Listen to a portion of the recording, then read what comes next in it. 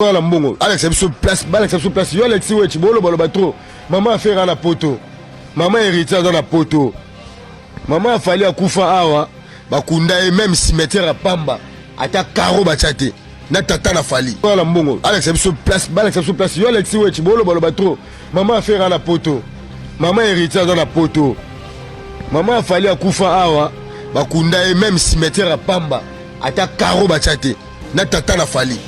C'est regrettable d'abord. Mon détiment je ne prends pas vraiment en compte mon aïe, mais moi je dirais par rapport à mon temps le blanc. Mon leçon la liquide nous fait maman. Certainement na biwa fay, na bateau balinga fay, na bande konanga ba warrior, na yemo ko fay. Façon ba ko gagner là. Ba ko exclure même qui poste là qui chope. Ba ko longola même warrior. Pourquoi? Parce que Yemoko Mutobiso Komisara, Fally Ipupa, Aza, bien éduqué, bien élevé, et c'est quelqu'un qui respecte beaucoup les mamans, donc les femmes en général. Et ce qui n'est pas le cas chez Ferré. Boni Ferré, na Mambatouné Basalara, tant d'être boy va préparer stade.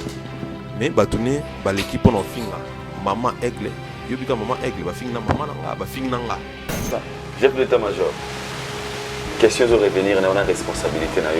Tout le monde a Fally Ipupa dans une vidéo où il a confirmé mon kili. Il a comment me fait il a titre au Fally Ipupa Bengao, Yoro, le chef d'état-major. Yaba Warriors. Et l'autre est mis Marambozo les Canatois, je ne sais pas si vous êtes au courant ou pas. Il y a une vidéo où il est sur la toile calamité, un gars a habité un phaser. Ou qu'il clash avec un phaser, ou clash qui sur un PLRZAM, bah pareil à Fally Ipupa. Ou ça qui dérange qui va comme Soussou. Et tout le monde qui est notre frère Alexis Wechi, ou qui est une émission à un de mes généraux. Oh, merci beaucoup. L'envoyé spécial. Ou qui est une émission à Michael Okamba. Commandant des opérations. Juste pour éclaircir tout, après sa réponse. Na bande ko wana phaser wana oya walubaki ba n'importe quoi wana. Mais message n'a un peu mal compris na woluba. Na ba page na 4K à partir de bina ko finga maman ya Ferré tandis que abaki menna ko sala ya ngote pour na respect nanga. J'ai regardé l'émission. Je vous jure les warriors. Regarde-moi bien. Les warriors. Je vous jure, la caméra faut me prendre. Je revois. Après un message. Dans cette histoire, on m'a envoyé cette petite vidéo. On m'a envoyé moi. Ça veut dire que nous les warriors, on est disciplinés. Nous les warriors, on est soudés, unis, respect, travail, détermination. Je demanderai à tous les Congolais d'aller visionner cette vidéo encore une fois de cette émission-là de début à la fin. Et pour regarder. Parce que quoi? Si Alexis Wechi avait dit seulement la partie qu'on a coupée, monter aussi.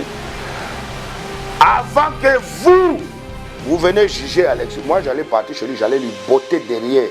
Et puis j'allais faire une vidéo où je vous dis il est sous fonction. On a dit ça qui bino que Batu Oyo bazo kotisa zizani comme si baza ba warrior te baza batu ya ba l'autre là bino mo yibi ba l'autre là ba ka ebele ba sangani bomoko ba mi kotisi na po ba warrior bozo mona teke vous êtes infiltrés. Et le maître Gims congolais. Merci beaucoup. Incarnation maître Gims. Si Oyo ya le maître Gims congolais. Les cas na simaya ka na 4 na biso comme ça.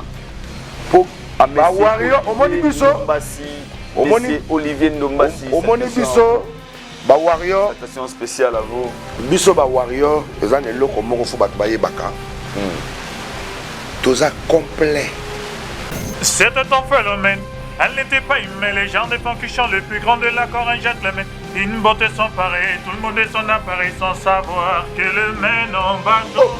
Hypnotisé, on pouvait tout donner. Elle n'avait qu'à demander au puissant démarrer, on cherchait à l'impressionner, à devenir son préféré sans savoir qu'elle est mène en bateau. Mais quand je la vois danser les soirs. J'aimerais devenir la chaise sur laquelle elle s'assoit. Pour moi que ça n'a, à moi que rien. Il faut bayoka, moi le rêve nous fallait na taille poto.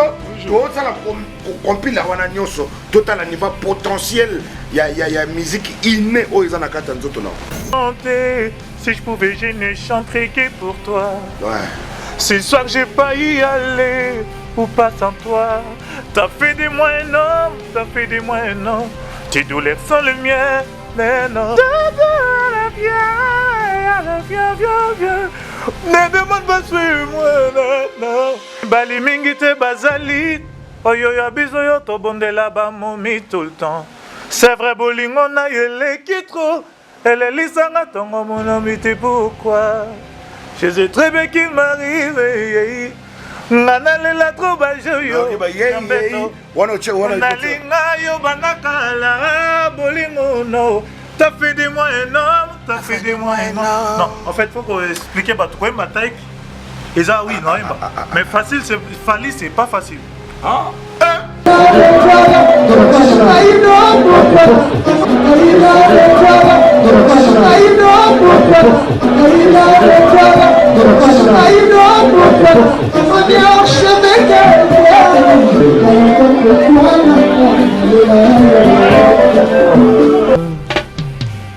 Haïdor Bokwala, le Brésilien Djile Kouyaté.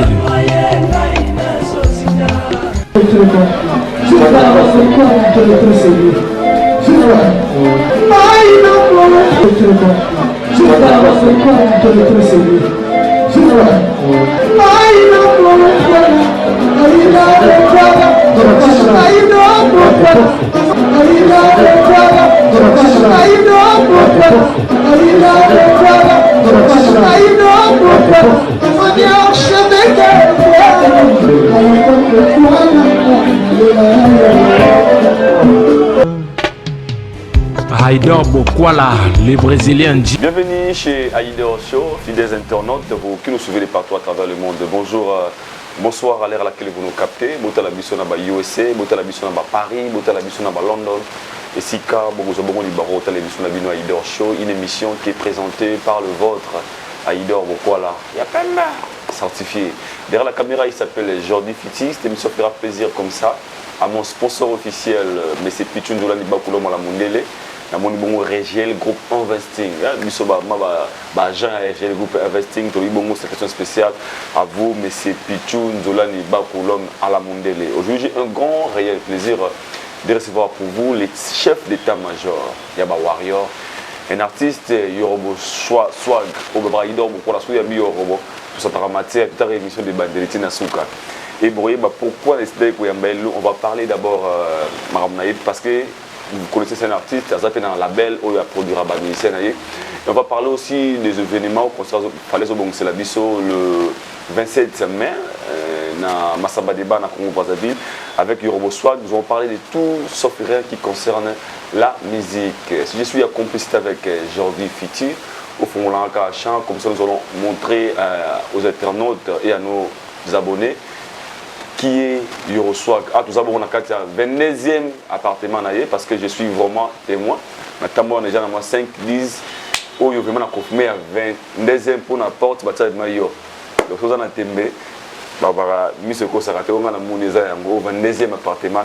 Yoroswag, à qui je dis déjà félicitations et bonjour Yoro. Félicitations. Aïe, aïe. Haïdor. Partout, moi je te dis. Oh, Yorobo. c'est chaud mon frère. Vous mettez la main. Félicitations. C'est d'un état, appelez-moi Yoro Ipoupa Macron. Il passe à Bambongo à Chou. Yoro Ipoupa. Yoro Ipoupa Macron.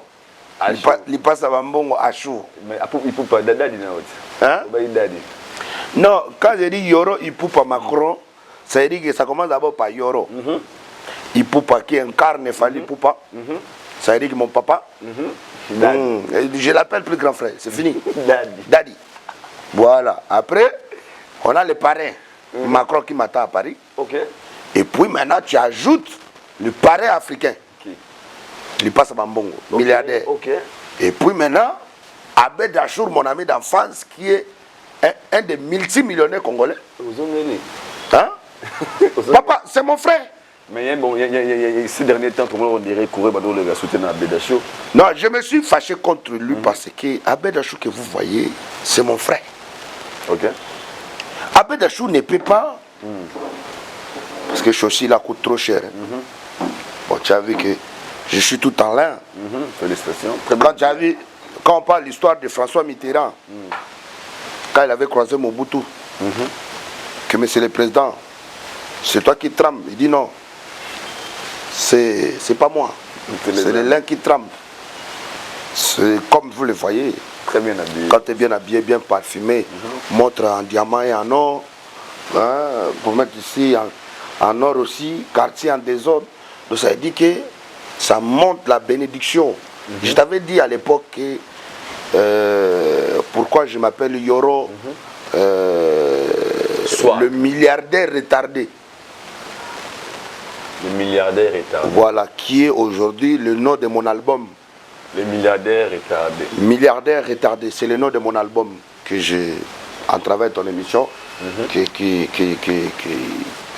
j'annonce que le monde entier sache que l'album qui arrive de Yorobo Swag, le père de la nation, le Koro et Koro, parce que j'ai fait 2 albums. Okay. Un album où j'ai dédié à l'armée congolaise, Okay. qui m'a forgé, qui a fait de moi ce que je suis aujourd'hui. Okay. Moussitouni, ça s'appelle l'album Moussitouni.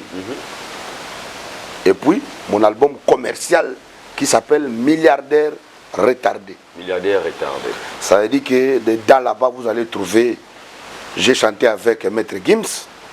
Maître Gims. Oui, j'ai chanté avec Maître Gims. Yoroboy Maître Gims. Maître Gims, vous allez le voir tout à l'heure ici, en travers ton émission. Okay. C'est la surprise de l'émission. Okay. J'ai chanté avec les maîtres. Et on a 2 Maîtres Gims dans le monde. Hein. Okay. On a un Maître Gims européen. Okay. Et puis on a un Maître Gims congolais. Ça veut dire que 100% congolais. Réside au Congo. C'est congolais, Yorobo. Hein? Maître Gims pas à Congolais. Non, on a deux Maîtres Gims. On a Maître Gims européen, ça veut dire diaspora, ça veut dire que c'est quelqu'un qui est résident français. Mais 100% congolais. Qui est 100% congolais. Oui, oui. Mais résident français. Ça veut dire que vous voyez, quand tu es né au Congo, tu n'as pas grandi au Congo, ça veut dire que c'est 2 choses différentes. Là, je ne sais pas de Maître Gims, né au Congo, grandi au Congo, il paie des impôts congolais, il est vraiment 100%. Voilà. Qui est l'incarnation de Maître Gims européen. Il a chanté avec moi. Okay. Et puis, j'ai chanté avec Young Paris. Young Paris, ok. Dans mon album, j'ai chanté avec Gaz Fabulous. Ok. J'ai chanté avec Davido. Davido. Okay. Oui, oui. J'ai chanté avec Jay Martins. Jay Martins, ok. J'ai chanté avec Sidiki Diabaté. Ok. Et j'ai chanté avec mon grand frère Willy Longomba. Ok. Et puis, je vais chanter là avec Fali Poupa. Ok. Donc ça, ce sont des gens. Oui, l'album est très costaud. En tout cas, tu ne seras pas déçu. Donc, pour dire que j'ai vraiment donné le meilleur de moi-même. Parce que vous savez, quand on reste silence, ça nous aide à travailler. Okay. Au moment où les gens ils sont là à nous insulter, à vouloir nous critiquer, à vouloir nous déstabiliser, à vouloir nous anéantir. Mais ça ne peut pas marcher parce que tant que le Dieu céleste, le Père, le lion des tribus de Juda, c'est lui qui m'a donné ça. La voix. Mais les autres... La voix mélancolique, la voix polyvalente. Ça veut dire que tu peux me retrouver en coupé décalé, tu peux me retrouver en mode Lil Wayne, tu peux me retrouver en mode vraiment chanteur de charme, tu peux me retrouver en mode ragaman, tu peux me retrouver en mode animateur. Donc ça veut dire que j'incarne tout ces potentiels en moi, c'est inné. Voilà pourquoi je devrais rester en même temps, en travaillant dans l'ombre, en même temps soutenir mon grand frère, mon papa, Daddy, Fale et Popa. You know what I'm saying? I get you, man. Yeah, I'm very happy to see you, my brother. Same here. Welcome to my house, Thank you know. So much. Thank you so much. Thank you so much. I'm happy to have you on my show as well. Donc, si je comprends bien, Yoruba qui collent les fanatiques naïe, parce que tes fans, bah que c'est plein, Bobby, nous retrouverons plus nos robots automatisés, nos robots nabiso wana, ou après ça rabiso bilingue, à comment mingi focaliser à côté des Fally Ipupa. Tandis qu'il y a ça peine talent, tant qu'on a une nouvelle, on a ces fans nous c'est peine. Alors comment on s'est dispatché, la façon dont comment fonctionner na Fally Ipupa et puis préparatif à l'album na yo. L'autre pas un événement sur nous cinq na à la pété, je ne sais pas. Avec Daddy, je me suis décidé de soutenir Papa Fally. Quand j'ai vu que Papa Fally, il était combattu. Quand Papa Fally était seul contre tous, dans des moments difficiles, j'ai regardé, j'ai dit, hey, si nous ne voyons pas cette étoile qui est en train de briller, ça fait des décennies, au lieu de conserver ça, au lieu de vouloir valoriser, donner encore plus de valeur à ça, parce que c'est notre trésor patriotique, notre patrimoine, au lieu de bien conserver ça. Par contre, on est en train de combattre ça à vouloir anéantir ou déstabiliser ou carrément écraser. J'ai dit non, ça ne peut pas marcher comme ça. Moi, je suis le Yoro, le père de la nation du coupé décalé congolais. Il ne faut pas t'amuser avec moi, je ne suis pas ton camarade. Donc c'est de là où j'ai pris le pouvoir. J'ai dit voilà, je vais défendre ces messieurs. Parce que d'abord, c'est un grand frère. D'après tout. Qu'on a grandi ensemble. Et puis, aujourd'hui, regardez, c'est le papa de Yoro. Il faut du respect. Au moment où, moi-même, comme je suis là, je suis le dénicheur du talent. Quand je te dis je suis le dénicheur du talent, ce qui va se passer aujourd'hui ici dans ton émission, tu ne vas pas y croire. Mais que le Congolais garde ça en mémoire. Un jour, ils diront que Yoro Soaga, le chef d'état-major des Warriors, avait osé. Et puis, ça marchait. Le Fally Ipupa que vous voyez aujourd'hui, le Fally Ipupa qui a bataillé en chair et en os, le Fally Ipupa qui vous a démontré qu'un enfant de Bandal, de Makelele, peut devenir quelqu'un respectueux et respectable dans le monde entier. Au lieu de prendre ça comme un exemple et dire aux autres qui sont encore dans les ghettos que bosser dur, parce qu'il fallait pas c'est un bosseur. Il ne faut pas vous amuser, c'est pas votre ami. Fally Ipupa c'est un bosseur. Il n'y a pas de fétiche. Mon frère, moi je te dis, quand il dit que Fally Ipupa, Illuminati, Fally Ipupa, il est dedans, Fally Ipupa, moi je te dis que Fally Ipupa, son secret c'est le travail. Okay. Mon frère, tu peux être dedans. Si tu ne travailles pas, tu ne peux pas devenir comme Fally.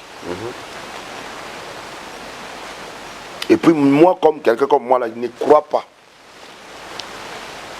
Des petits magouilles, des machins. Moi, je ne crois pas. Je n'ai jamais cru en ça. Nous, on est des enfants bénis de Dieu. On est des enfants, on a un parcours pas comme les autres. Ça veut dire que tout le monde a un passé, mais le parcours est vraiment différent. C'est pas pareil.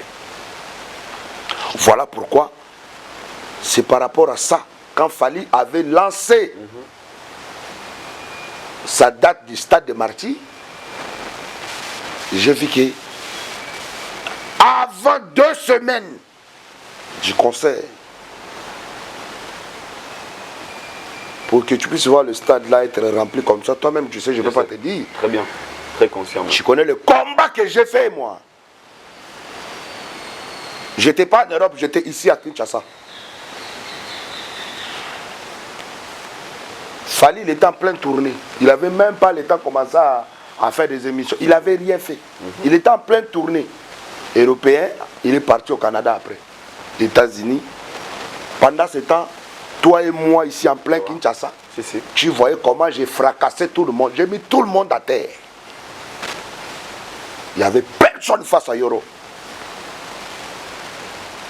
Et à la fin, tous ces gens qui ont dit à Fali, parce qu'il y avait des gens qui avaient dit à Fali,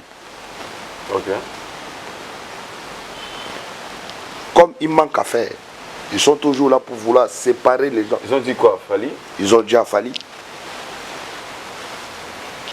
le monsieur là, aujourd'hui, s'il ne preste pas au stade de Marty, demain, il va t'insulter. Selon eux. Tu vois, non? Ouais. Eux, ils pensent que Fali pour moi, c'est amusement. Et ils pensent que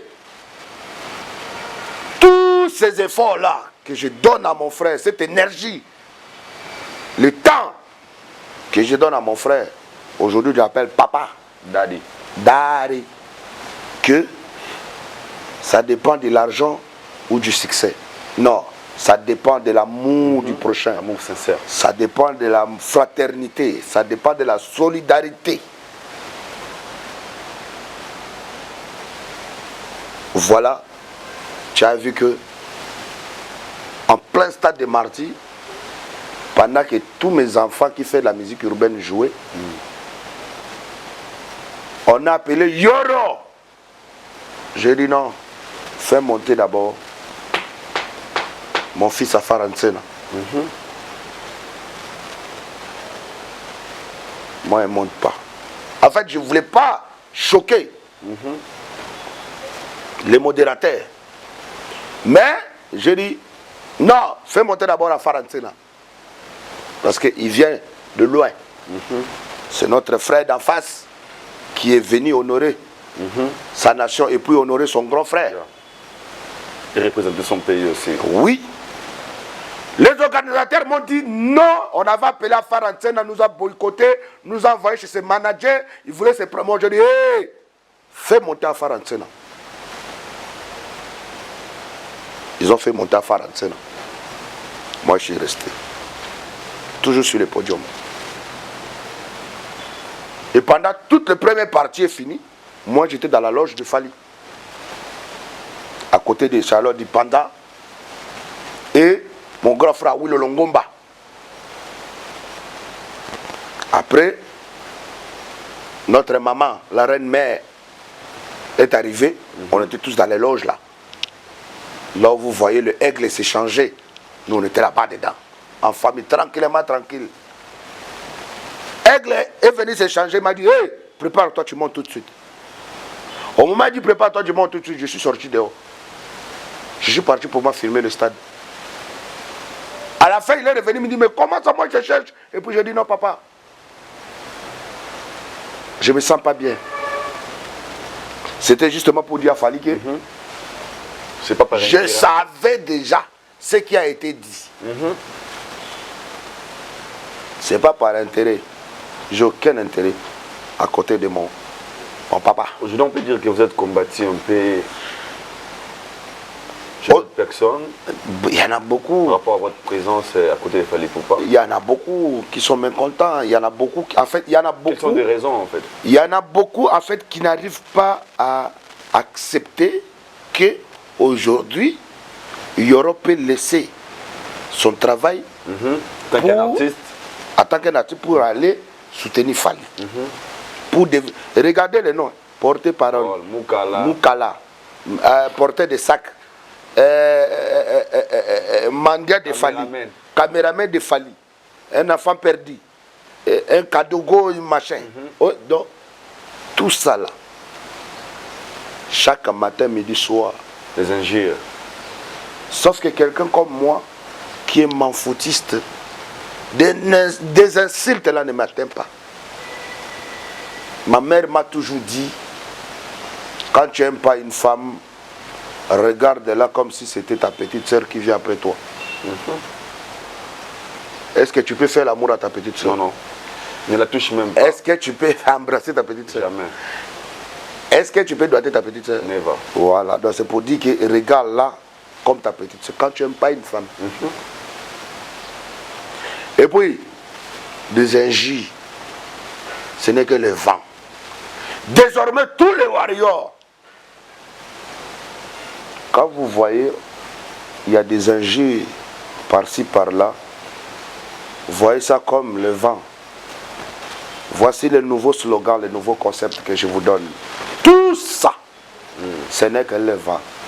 Tout ça, ce n'est que le vent. Tout ça là, papara, ce n'est que le vent. Alors, il reçoit, merci. Tout le monde a les Donc c'est pour dire que, voilà, c'est pour dire que, mon frère, on ne fait pas là pas pour s'amuser. Le jour qu'il y aura même 20 guerriers comme toi, comme moi, à côté de Fali. À côté de Fali. Selon vous, ça veut dire que quelqu'un qui est à côté de Fali, qui peut mettre costume comme ça, comme j'ai mis comme un député national. Quelqu'un qui peut être à côté de Fali, qui peut mettre Rolex comme ça en or et en diamant. Très belle chaussure à plus de 1800 €. Cigare à côté, bien parfumé, belle voiture, de belles maisons. Qui prend son temps à un moment donné pour expliquer aux autres que... Qui est Fali Ipupa? Qui est Fali Ipupa? Quelqu'un comme ça, pas quelqu'un... Je comprends. Ignorant, genre que tu viens, quand tu es à côté de Fali, tu parles et puis à un moment donné, tu te fais le boss. Ça veut dire que comme si, comme ça. Pas double discours. Quelqu'un de vrai. De vrai. Fali soit là ou pas. Tu barras. Ça veut dire que tu travailles. De là où il est, il sait que oui. Un de mes généraux, il est en train de travailler, que je dors ou que je sois debout. Tu vois un peu, non? Très bien.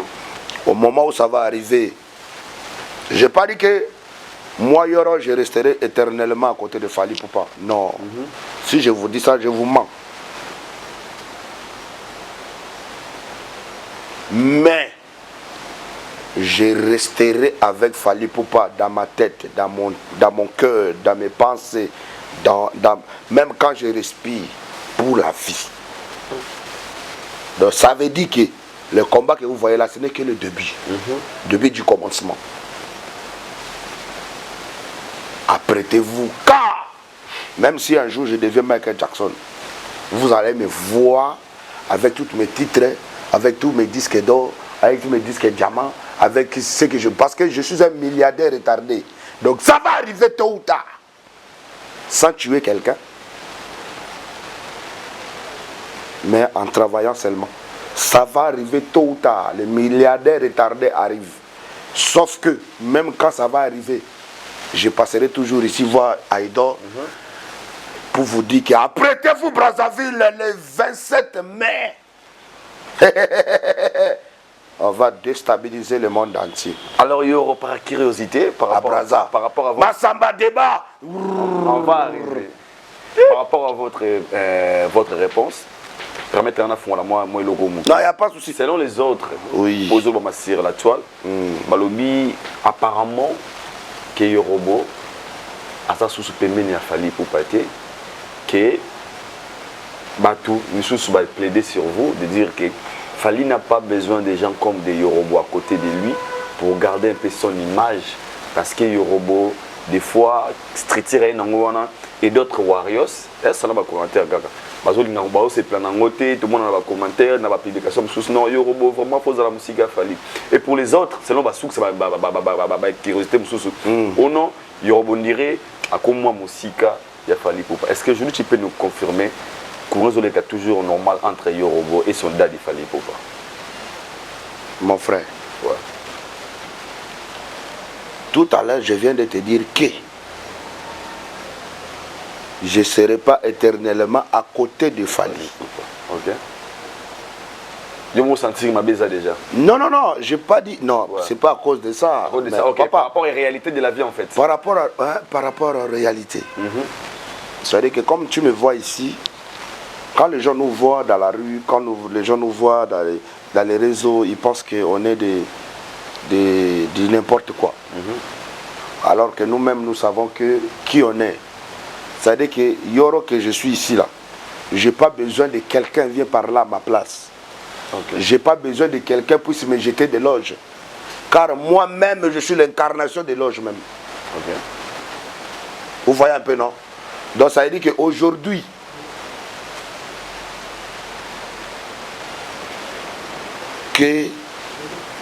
quand je regarde la caméra, je te dis que moi, Yoro, que vous voyez là,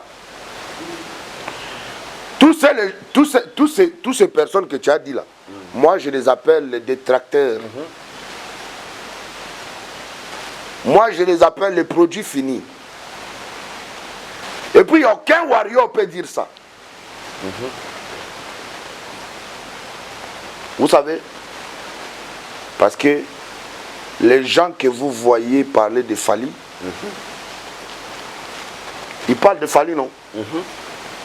Bien sûr. Ils parlent de Fally comme un fanatique. Comme des fanatiques, comme des fans. Tu comprends? Très bien. Et puis, depuis les gens qui défendent Fally, on a deux sortes de warriors. Ok. Il y a des warriors fanatiques. Et des warriors. Et des warriors du sang, ça veut dire que du cœur. Maintenant, moi, dans tout ça là, je ne suis pas dedans. Toi, tu es où? Moi, je suis vraiment... C'est-à-dire que comme Fally lui-même en personne, je t'ai redit. Je dis ça en français. Mais je vais dire ça en lingala. En lingala, s'il vous plaît. Na lobby na ko promettre ba warrior te o bazolanda biso que na kozala éternellement tout le temps te na lobby te que pas Fally. OK. Na ko promettre ba warrior te ya monde entier éternellement na koki kozala ka tout le temps pembeni ya Fally. OK. Ça c'est bon. Parce que nous avons une responsabilité. Na minute oyo Fally il peut pas akoki kozana ba engagement privé. Ya yemoko oyo bomoni ni entourage ni mutata ya mouvement ni kuto musicien na ye. Ça esengi yemoko. Ezapena ba occupation mususu Fally akoki kozala nango ya ndenge ya mouvement. Que mouvement penzezo ke beta boye et c'est que Yorobo a que tourner ba clip. Vous comprenez? Donc ça veut dire que nous avons un carnet d'adresse en tant qu'artiste. Batu bazwanga te batu ndenge bango bakanisaka wana. Eza selon bango. Na monde au bango baza. Menga Yorobo Swag, le père de la nation. Le Koro Yoro il peut pas Macron. Il passe à Bambongo à Chou. Ou ngana zo kanisa eza ndenge mususu. Sauf que actuellement na koki kotika mutu moko te a osé ya kosakana na papa. Fally Ipupa. Pendant que nga Yoro na zanan. Vous comprenez? Na koki kotika mutu moko te azala à tenir le langage ya mabe. Na égard ton image, il y a incarnation, il y a patrimoine, il y a mboka na ngai. Parce que Fally Ipupa, quand je le vois, moi je le vois plus Fally Ipupa comme un artiste musicien de Kinshasa qu'on a connu. Fally Ipupa, il est trop loin aujourd'hui. Fally Ipupa, il mérite des loges. Ça veut dire que pas seulement quelqu'un comme Yoro. Quand il voit Yoro faire ça, parce que beaucoup de gens sont ignorants. Bayebi na bango, mais baotsa la grande que baotsa la tête face à ça. Et ça m'a bé.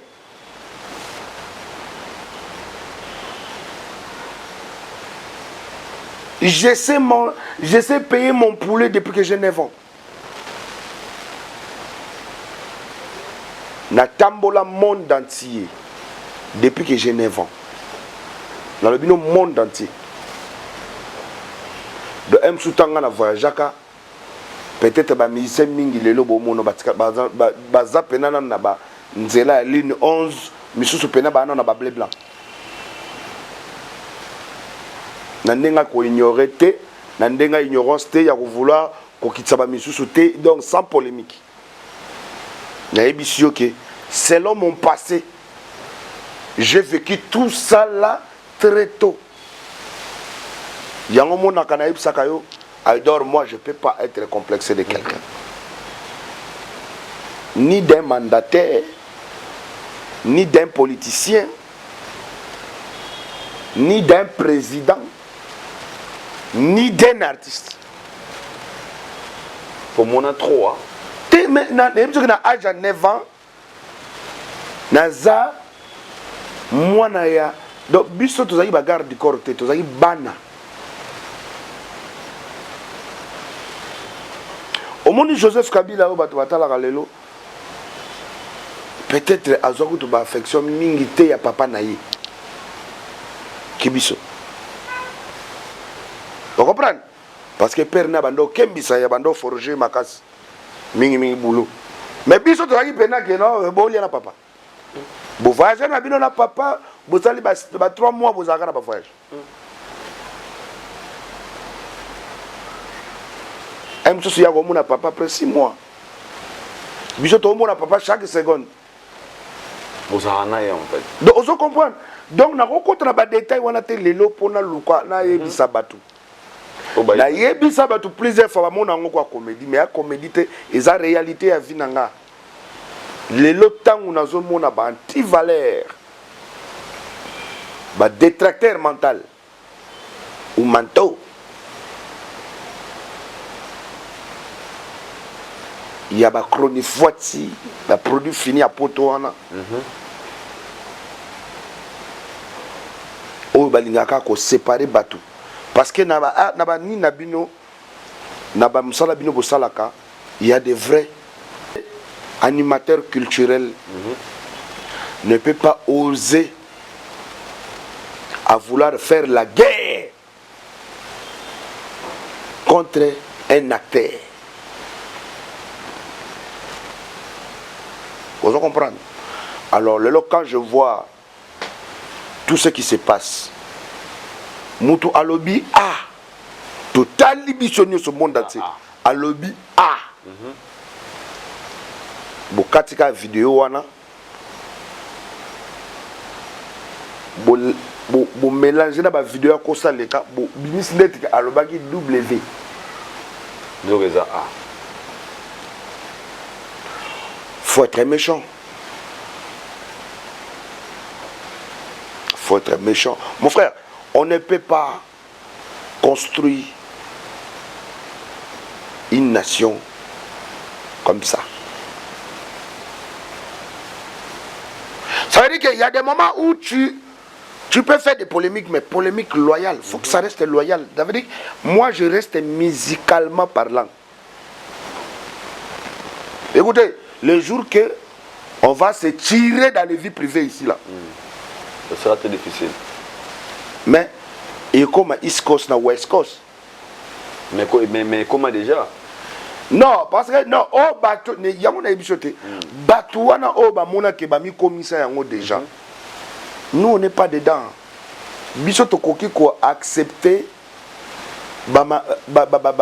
selo bangote. C'est nous qui sommes l'éducateur de masse. C'est nous qui sommes les personnes publiques. C'est nous qui sommes les leaders d'opinion.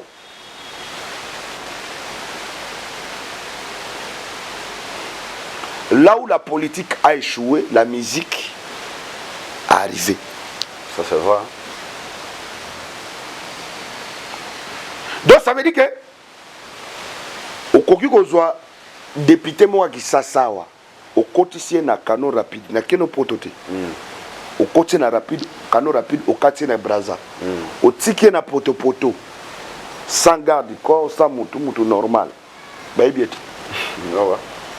ata au ministre aux 8 ministres aux 8 ministres au ticket na poto normal atambola na poto mongali kutu yi ba koleke o katsapena mutaline 11 donc ba yebiete Rose a fallu au ticket na poto jamais on a scandale. Est-ce que vous comprenez? Très bien. Donc c'est pour dire que même les politiciens na biso ya mboka biso nde to sala rapport bayokana. Yango moni que moi j'ai dit dans un pays où la culture est bafouée, où la culture est à terre, où la culture est morte, dis-toi que le pays là est mort en même temps. Parce que la politique est collée avec la culture. C'est-à-dire que la politique ne peut pas vivre sans la culture. La culture ne peut pas vivre sans la politique.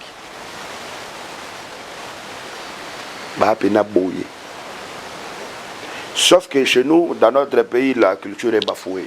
Okay. On peut bien bon parler. On peut bien bon parler. La culture est bafouée. Quelqu'un comme Fally Poupa, il a combien de musiciens? Plusieurs. Des musiciens là ont des familles. Bien sûr. Ils nourrissent des familles. Bien sûr. Ils ont des parents. Eux-mêmes, ils ont leurs propres familles. Ça veut dire que bana moi, bana basi, bana bana. Sans contexte que ba para ba leki ba noko ba tata ba wana nyoso wana. Lelo oyo Fally Poupa a donné des vies. Quand Fally Poupa il dit il a donné des vies à beaucoup de ses jeunes frères. À l'obité qui a perçu bango souffle de vie au nzamba Pierre Abisso. À l'obité qui a orienté bango par rapport il y a lelo oyo ba koma ba responsable.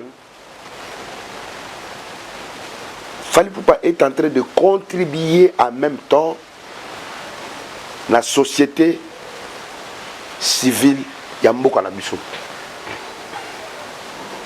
Parce que les musiciens ont fallu vendre na Congo, ils font un impôt ya Congo, c'est-à-dire ils font courant, ils font maïs, ils font assurance, donc nako gagner na bango. Bazo fout à l'État. Même si l'État est soutenu à Bisso difficilement parlant, mais Bisso, on est redevable à l'État directement, massivement.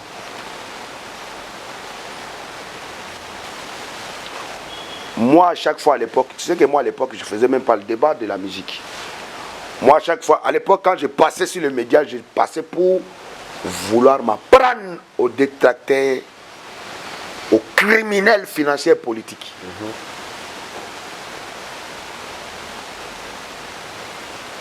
Parce que aujourd'hui, beaucoup des autorités, les lois Oyambo Kanabiso Bozomona Oyo, Bami Komisi Banzambe, Nga Yorobo, Namona Bangonde Baya, na ligne 11. C'est-à-dire qu'à Epena, Soga Mataki taxi, à Kitina taxi. Il paye ma colotine à bureau, à Elukavi. Ndengegaka, je salue mon ami d'enfance, Sankara de Kunta, Ndengalo Bakena, Mona, ba musicien wana tout moko moko tanga nde bayaka. O mususa yaka boy. O mususa yaka boy.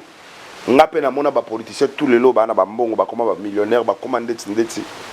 Na mona ba onde ba ya makolo, ba tana $1000 à compte bancaire.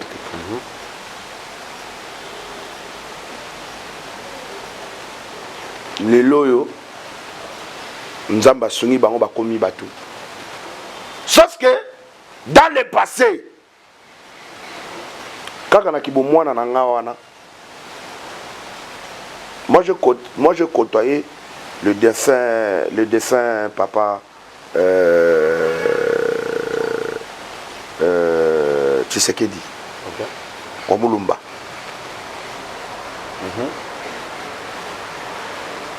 Les politiciens mingi le bazar na pouvoir na o bazalaka na pouvoir peut-être ba pesa vie à tambo tété batikala ko solo la tabu était 2 minutes na papa Tshisekedi wa Mulumba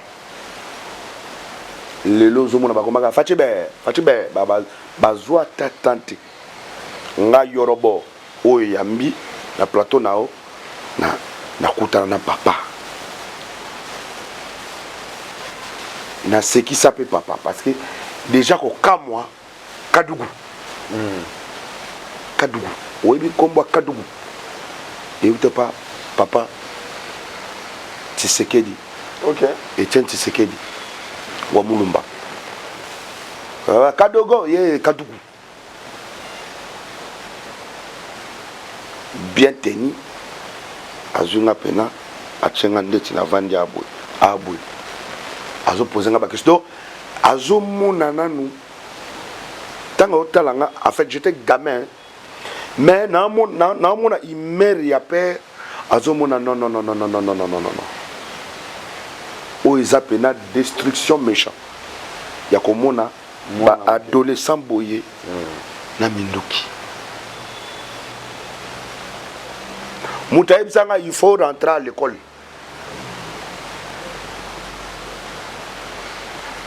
Un jour, tu pourras devenir président. Ngaï Moutaïb Sanga Boy. Papa Etienne Tshisekedi wa Mulumba, paix à son âme.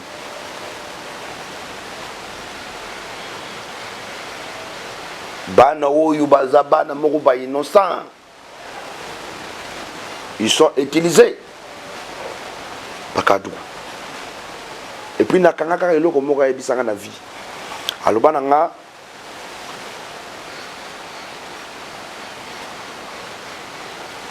dans la politique on ne peut pas devenir riche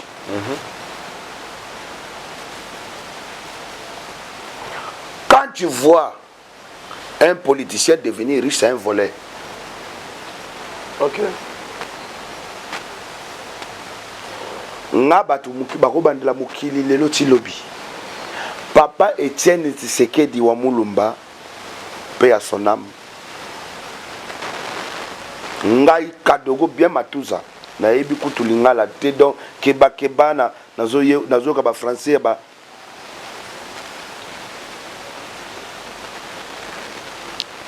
celui qui entre dans la politique pour devenir riche c'est un voleur.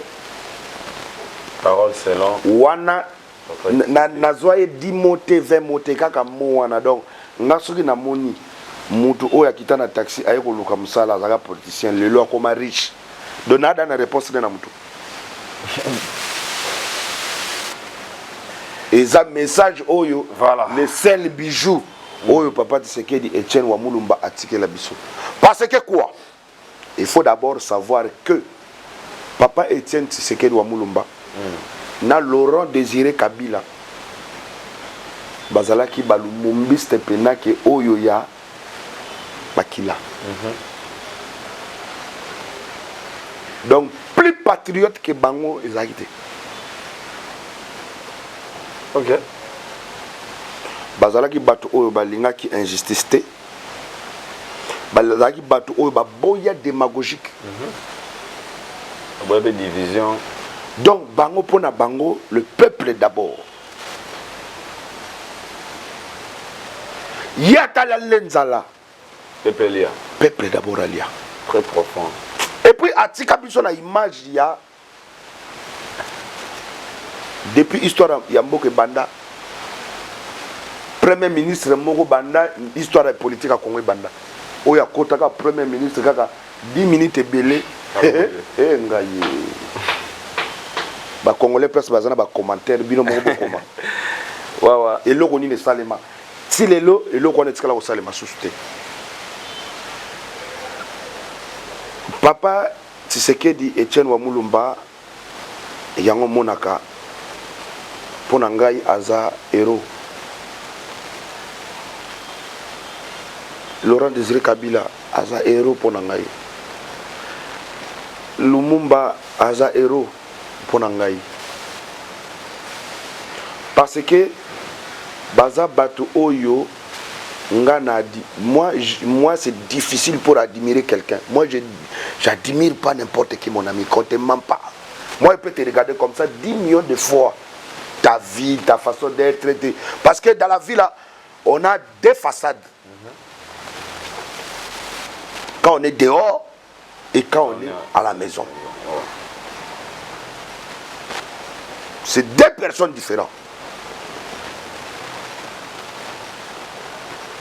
Mais les trois personnes que je t'ai citées, c'est des gens qui ont marqué ma vie.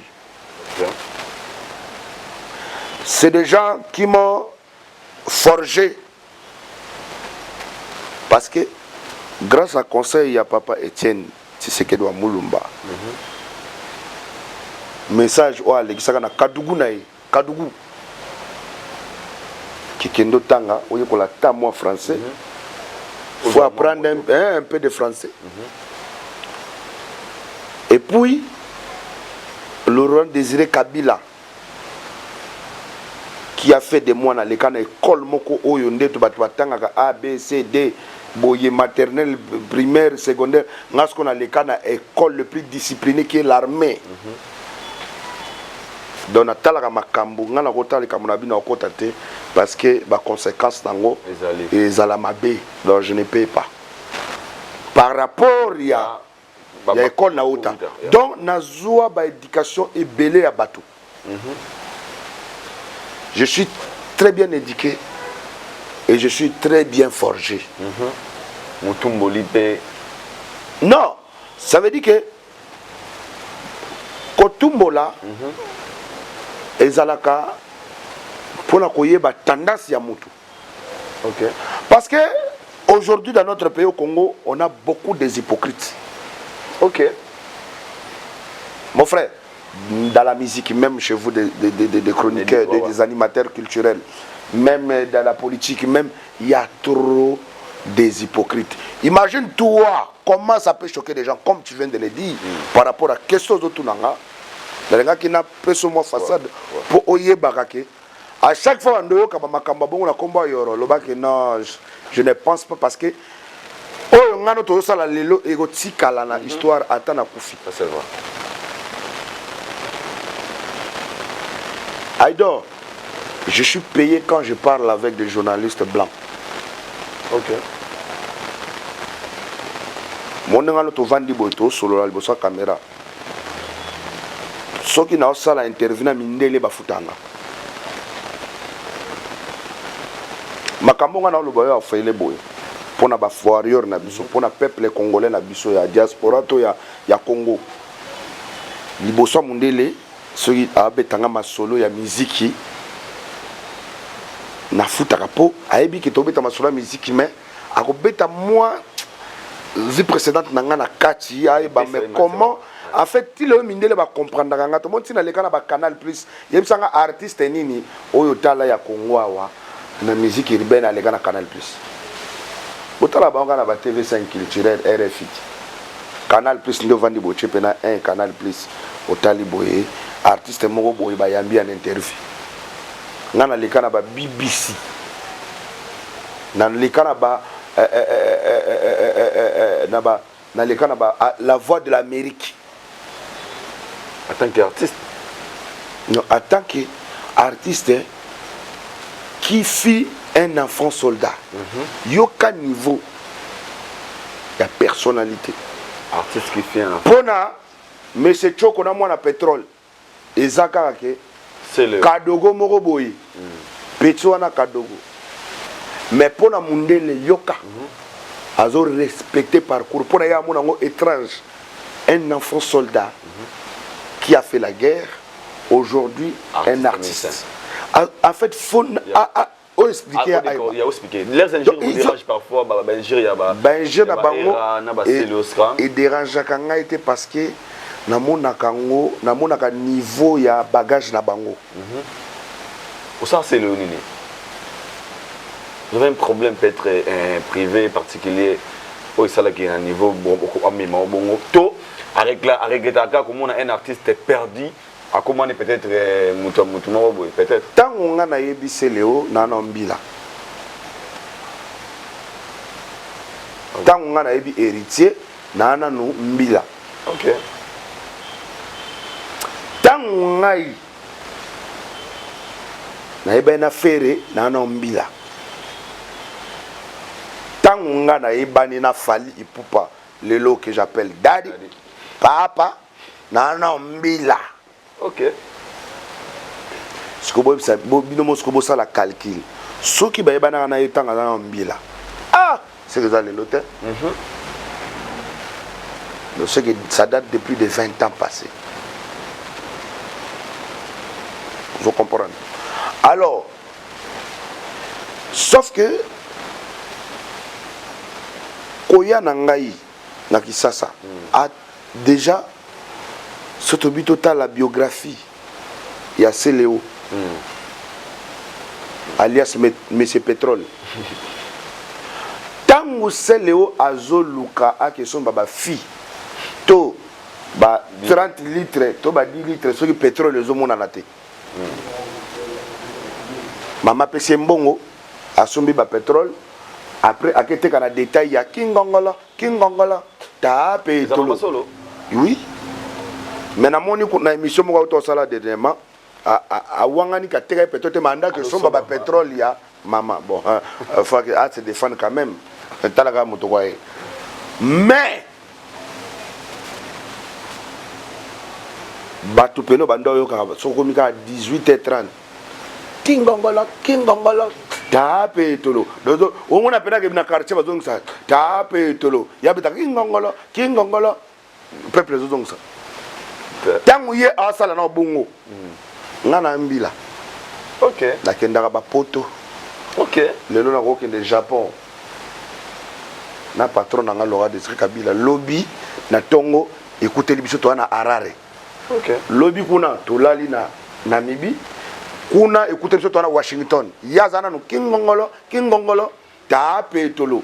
Alors eza nyoso wana eza parcours ya vie ya mutu ngana ko seka ete nzamba yebi ndenga pesa ka batu parcours na ndenge na ye sauf que parcours na ye ezala bongo ngasko parcours na ngezaki un révolutionnaire qui a combattu la dictature, un enfant ado qui a fait la guerre pour chasser un dictateur au pouvoir plus de 3 décennies.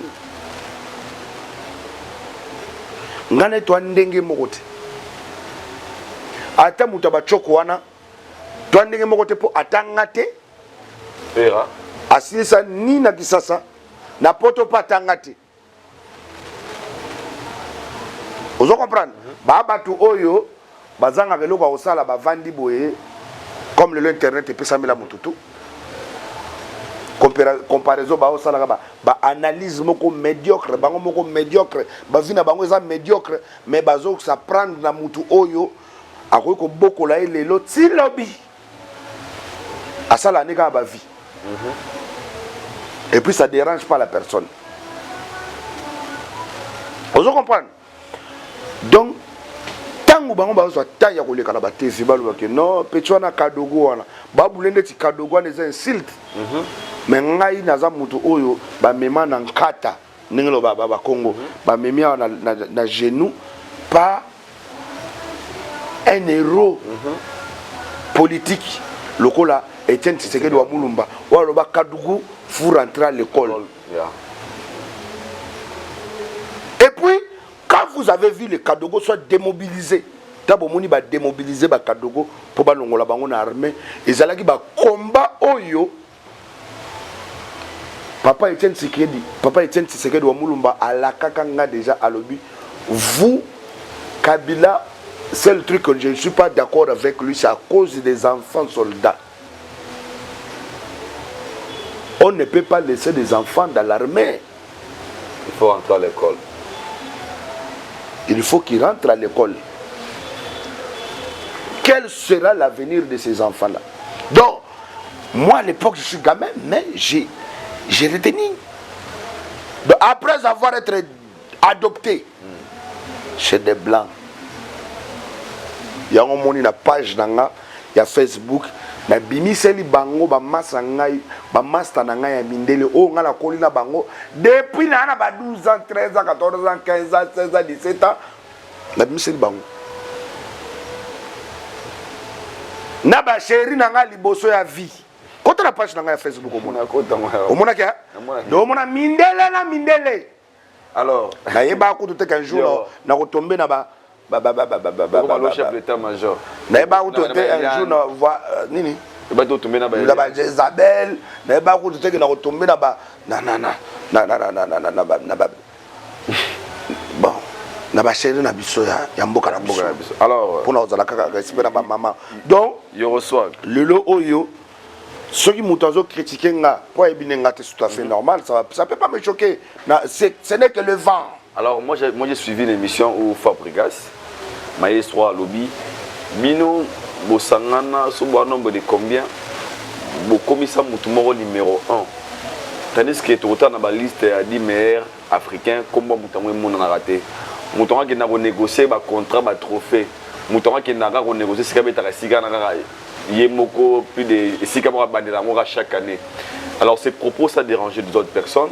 Badoussou Balobi, Fabregas peut avoir raison. Pour tout le monde n'a pas gêné ERA. Abi regarde les gens qui réfléchissent. Yo étant que chef d'état-major à Bawarian, c'est donné des propos à Fabregas. Yo j'ai déjà mon état qui est artiste aussi en fait. Faut reprendre ce que tu viens de dire. J'ai pas bien entendu. Abi Fabregas a salé une mission Mokala militaire à lobby. Ba ministère Moussou na Congo.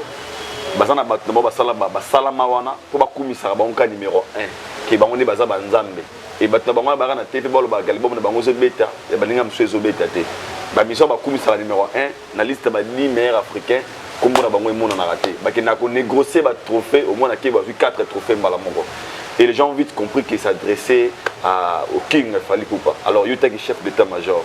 Bon, on le dit sur mon soga a posté. Après, il n'est pas besoin de poster ce qu'on est à la page. Voilà les gens qui réfléchissent. Bon, moi, je te dis, sans polémique, hein. Ouais. À la base, ce n'est que le vent. C'est le nouveau slogan. Ce n'est que le nouveau concept. Ce n'est que le vent.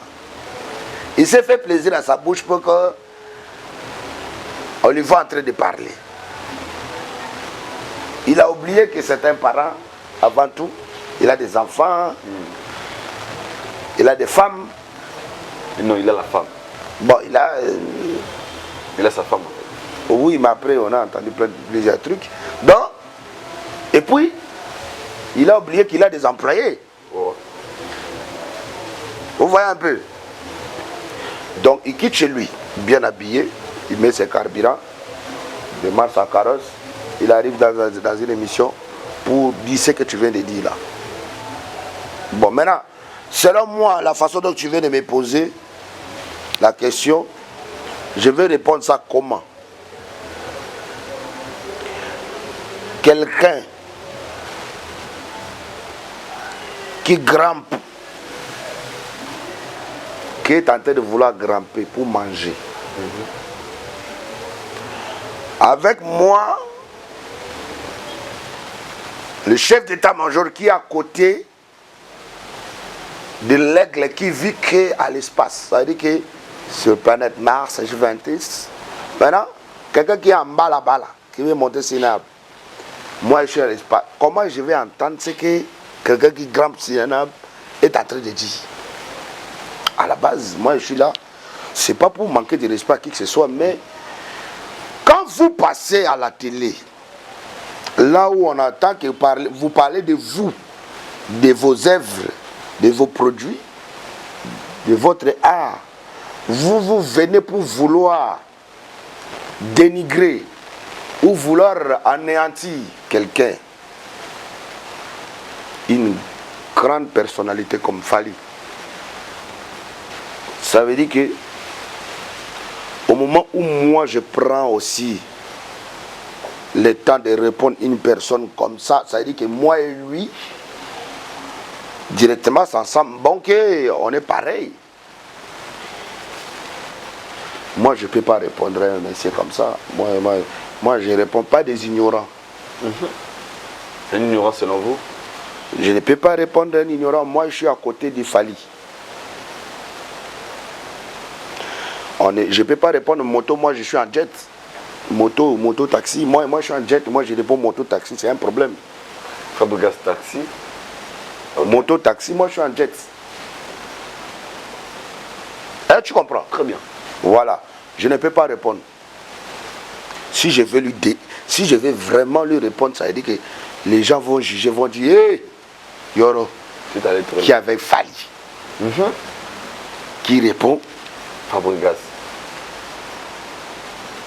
Manque de respect. Ce n'est que les vents. Alors, Yorobo, toi qui n'as aussi vraiment. Et puis, parce que l'autre, monsieur Choco, l'héritier de Chocolilo. Est-ce que tu penses que quelqu'un qui fait des analyses au Yemokwa Miyuka solo? Ah? Zone à tout moment, à Miyuka solo. Donc je pense que avant que tout quand même ce qu'il a dit, il a un problème mental. Selon Yorobo. Azana d'abord problème il faut qu'il se soigne. Ce qu'il faut soigner Zolo, ce qu'il faut soigner tempo, ce qu'il faut bouton et ce qu'il faut soigner Chocopo les sel. Au moins mutu oyo azalaka mwindu akomi Choco. Il veut défier Dieu qui l'a créé comme ça. On ne défie pas le Seigneur. Vous comprenez? Donc une personne comme ça, déjà la personne est beaucoup perdue. Et puis, à quel moment où il vous permettre... Déjà quand vous parlez des antivaleurs comme ça, en étant appelé chronifati, d'autant bozo tchena mbata bongo, bozo boulende. Ça fait combien de temps qu'on parle d'un petit nom comme ça? Banda musique banda. Nga banda atako to nga mutu balobaka yeka lelo na musique ah oui, na lelo na musique ça fait plus de 15 ans dans la musique. Mais atata on a ki wana oyoka komba bongo na musique na wapi ni na YouTube ni na TV. Tant aloba que j'ai fait analyse selon moi. Oyo sala analyse selon yo na titre nini? Zakari Baba Baswe. Oyo sala na titre nini? Christian Sakweni. Osembe. Na titre nini en fait yo osala na est-ce que ozalaka déjà lokola Marc Tabou tozalaka déjà donc ata Marilyn Kakonde oya moi c'est à l'équipe pour astika batras to yeba déjà à l'époque le yesko na tunaka abimela wa na majabu ah na majabu ibimina nini année passée. C'est une personne comme ça qui peut parler de Fali et puis les gens vont écouter. Mutu oyo alagisa bisona nu analyse moko teke na poto nde abo ya vandi azo sala. Asala na société ni. Alors analyste. Donc au moni atanga nde to aboye yozo mona ke oye awa 22e na 22e appartement. Mais à ça la une année pour aya Kishasa. Donc ce bandi et konzo yata ya $30 par mois si na une année et puis tant azoya awa à côté à qui la papa makangu pe fo mona ba place moko ya izanga tina soso pembe. Assilisi Azui avion non, j'étais en vacances à Kinshasa. Non, il n'était pas en vacances à Kinshasa. C'est des gens qui font la honte. Il y a Moussala Obino Buto Yebeli Bobanda. To Obusalaka. Il n'y a pas de son métier, mais na niveau en athée parce que Baye Pena Rocha embrouille. Aujourd'hui, ça me fait mal, mon frère, Aïdor, de voir ce genre de personnes. Et puis, Kingongolo, ta pétrole. Moi, na pétrole, à l'andi, à côté na bagé na bango. Qu'est-ce qu'il fait? Yo dojo monas musicien. Papa Koutou oya bimisa yo a fabrica yo, tu étais comme un mongol. Azano na musique, mais yo okoma muta salaire. Soko sala ka échafaudage. Soko sala ka réparateur ba nini ba faire so sala ka nini oza ba photo na fin du mois boyebi musala sala ka mona pétrole bana poto bazana ba yebi musala sala ka kayu abetaka wana jo mona misa ko beta kayu. Il n'y a pas de sommetier. Non. Ce sont des gens qui sont des parfaits dans la musique. Voilà. Parce que ce que vous pena avenir na eto vie na eto destin pena ki musique. Mais à côté la kana musique a bunda nango. Ça veut dire que yozo betana no kayu moko ya qui est hors la musique et puis après ozoya na musique té. Ce qu'on a plus fort, faut que la musique wana ndé la sabato izolié ça yozo boko la yo et ça na makambutu. Papa et puis tu quittes soit disant quitter poto. OK na Chypre to soki na mboka ni. OK beta. Liboso ya 18 personnes. Nakata salon moko boy privé. Salon. Salon. Journaliste nani? Adam Suluzolo. Pona yo monitor zo yemba la o ba bengo na ba komolo. Ozado kaka obina na Adam Suluzolo na 18 personnes ba na sima. Ah! Mais tu viens à un moment donné au monibiso. Il fallait. Papa, oui, ils ont volontaire. Voilà. Donc, dans la vie, bah, warrior, le peuple congolais qui nous suit de partout, bah, koki kolanda kabatu ya bongoti. C'est vraiment pas des gens à suivre. Et puis, dans tala niveau, bah, na bato ba ko jamais ko ça l'analyse. Ba ko ça l'analyse. Pour TikTok il faut moi. Ba mi komi si ba Christian Bosembe na TikTok. Ba mi komi si ba idol na TikTok. Awa to tikala mona bango teni na ba TV ni libanda TV. Mais kuna ba komi penza ba do ba lekina dilo. Ba komi na ba titre. Chef d'état-major. Est-ce que tu peux imaginer ça? Chef d'état-major. Question de revenir na una responsabilité na yo. Tout le monde a fallu pour pas dans une vidéo où il a confirmé mon kili. Ils ont comment me PCT. Ils ont titre au fallu pour pas bengao. Yoro le chef d'état-major. Yaba Warriors. Et l'autre est mis Marambozo les Canatois. Je ne sais pas si vous êtes au courant ou pas. Peut-être si vous n'êtes pas au courant, il y a quoi prendre Robino Sico. Ouais, parce que je suis très concentré c'est pour l'album Nengezo Bima et puis concert il y a le 27 mai parce que le président Dungu Zidane le tenant du titre est plus fort que Foreman.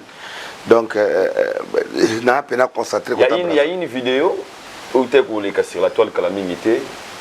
Un gars on a habité un phaser ou un clash avec un phaser ou un clash qui sur un père leurs âmes, ma parent a fallu pour pas.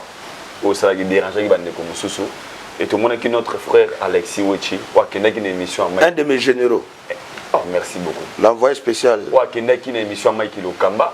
Commandant des opérations. Juste pour éclaircir tout, après sa réponse, na bande ko wana fazer wana oya walobaki ba n'importe quoi wana. Mais message n'a un peu mal compris na ko loba.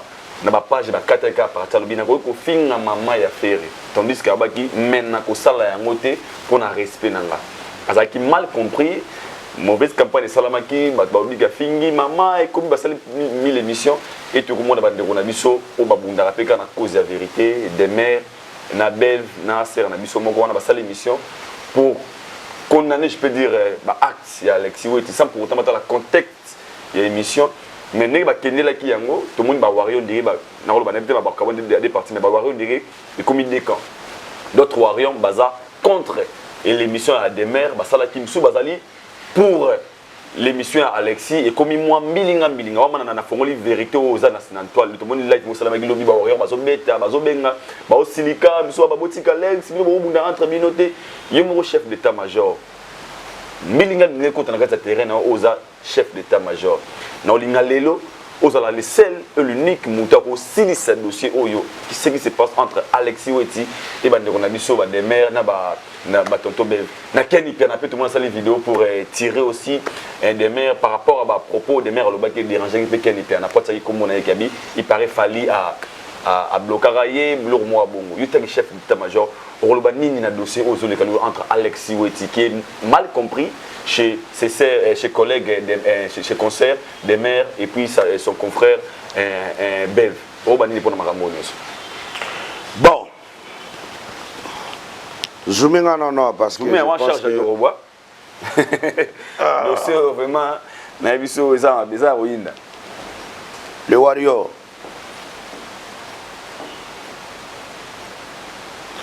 Vous savez que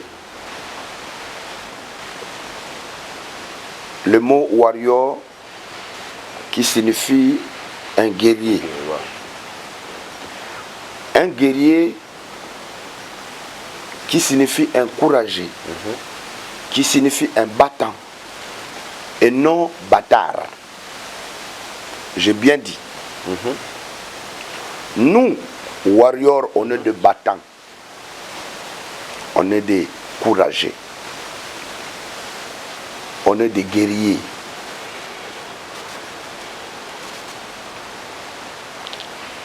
On ne peut pas se mélanger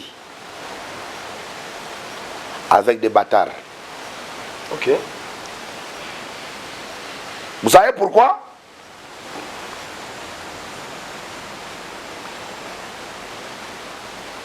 Un warrior, c'est un jour et c'est pour toujours. C'est comme un yakuza. Vous savez, à la base, moi je suis l'incarnation de DJ Arafat. Et DJ Arafat, il était chinois. Ma musique, ce sont des Chinois qui ont valorisé ma musique. Moi-même, quand j'ai créé mon label New Style Music of Congo, j'ai créé mes fans, mes soldats, appelant Yakuza. Mais comme j'avais même nom que DJ Arafat, j'ai le timbre vocal de DJ Arafat, nous chantons pareil, et que je faisais l'incarnation de DJ Arafat, je devrais défendre la Chine en étant Yakuza.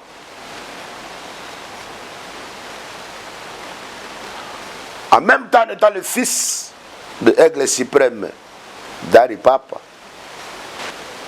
qui est le roi des warriors.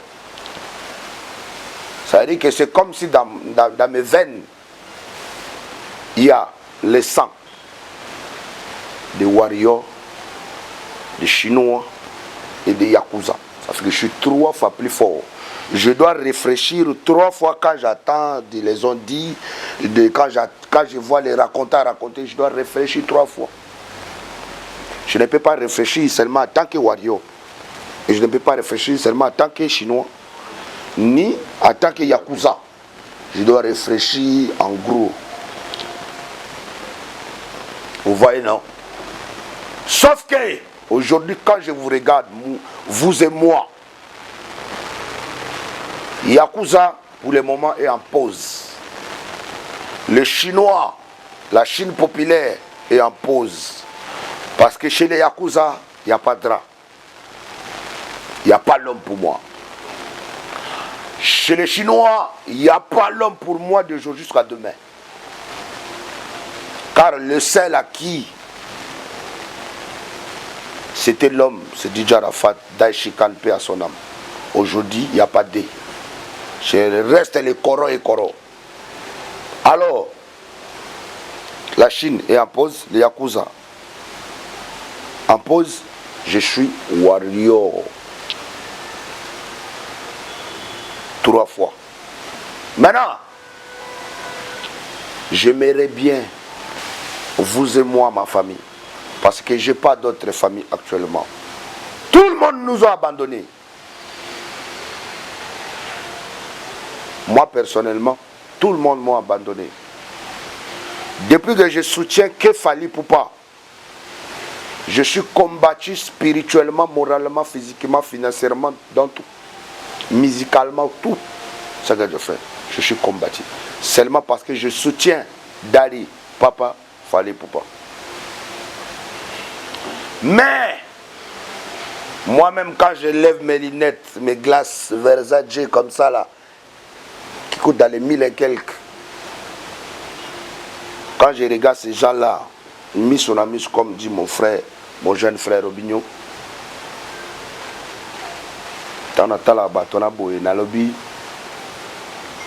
vous valez rien du tout. Parce que je suis en train de défendre une patrimoine. Je suis en train de défendre la fierté de ma nation. Dans ma vie, depuis que je suis même Kadogo, j'écoutais que du Michael Jackson et du reggae dancehall. Ça veut dire que tous les albums, Thriller, machin, moi c'est des morceaux comme ça que j'écoutais. Moi c'est des trucs comme ça que j'écoutais. Moi j'écoutais que l'hip-hop. Le roi de l'hip-hop. Non, on va arriver. Moi j'écoutais que de Mr. Lover. Bastic, every fantastic. Ça veut dire que moi-même quand je chante comme Shaggy. C'est pour cela que je vous ai dit que j'ai trop de potentiel. Mais aujourd'hui, Warrior, quelqu'un qui est... Ça veut dire que pour la première fois de ma vie, regardez-moi bien. Pardon, Boyogama, ouais. Ah, maman, maman, ma vie toujours compliquée. Depuis mon Bagenda. Laisse-moi chanter. Okay. Je sais que déjà après ils vont dire hey, regardez fanatique là. Mi amore chila muina. De Bagenda nazwa modode. Limona ngati kanzoto na ngana defo. Mon amour salozonga.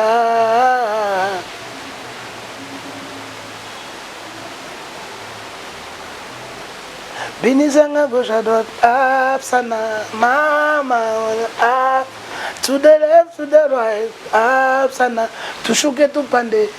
I love you, up, sana, I need you, up, sana, I love you, sweet boy, I need you, sweet boy. Tozi koto.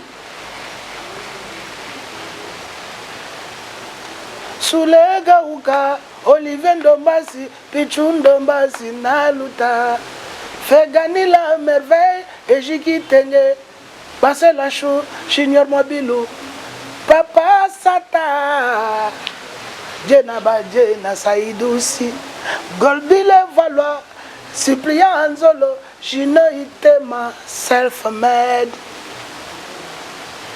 Achou. Toye Koto, Lipa Sabambongo. Donc, aujourd'hui, je ne peux pas vous dire, je ne sais plus qui je suis en fait pour Fally.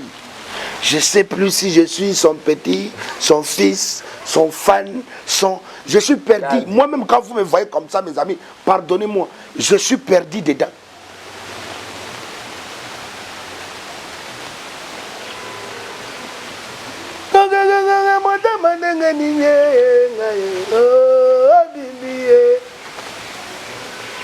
Bibi ministre Plananga ya Mboli. Yo on peut ça ba Wario non message c'est la général alors. Yango yo réponse na bango. Ça la plaisir monsieur Olivier Ndombo. Donc Wario sori ba tumboli yo ko sona te. Quand on te provoque un Wario, mets la chanson d'Abeda Show. OK. Quand on vous insulte, mets la chanson de Lipasa Bambongo milliardaire. Et quand on veut vous anéantir même, mais Adolphe. Ne pas répondre, selon Yorobo. Pourquoi je répondrai? Moi qui ai à manger et à boire, Dieu m'a prêté souffle de vie. Pourquoi je répondrai aux antivalets? Déjà qui ne fait pas les chevilles de Fali. Chevilles. Ça veut dire que les gens qu'on ne les regarde même pas. Ils ne peuvent même pas arriver à cheville de Yoro. Alors, on a besoin de Warrior, Alexis Wechi, Franchement, les maires. Alexis a mal compris. Alexis Wechi, c'est mon soldat. Ok. Je suis le chef d'état-major. Okay. Lui, il est le chef de guerre. De guerre. Wow. Les opérateurs, moi je l'appelle. Mais voyez, ces derniers temps, je ne parle pas beaucoup. Hein, parce qu'il y a un opérateur qui opère. Okay. Le commandant des opérations, il est là. J'ai regardé l'émission. Je vous jure, les Warriors. Regarde-moi bien. Les Warriors. Je vous jure, la caméra, il faut me prendre. Yeah. Un message. Dans cette histoire, on m'a envoyé cette petite vidéo. On m'a envoyé moi. Ça veut dire que nous les Warriors, on est disciplinés.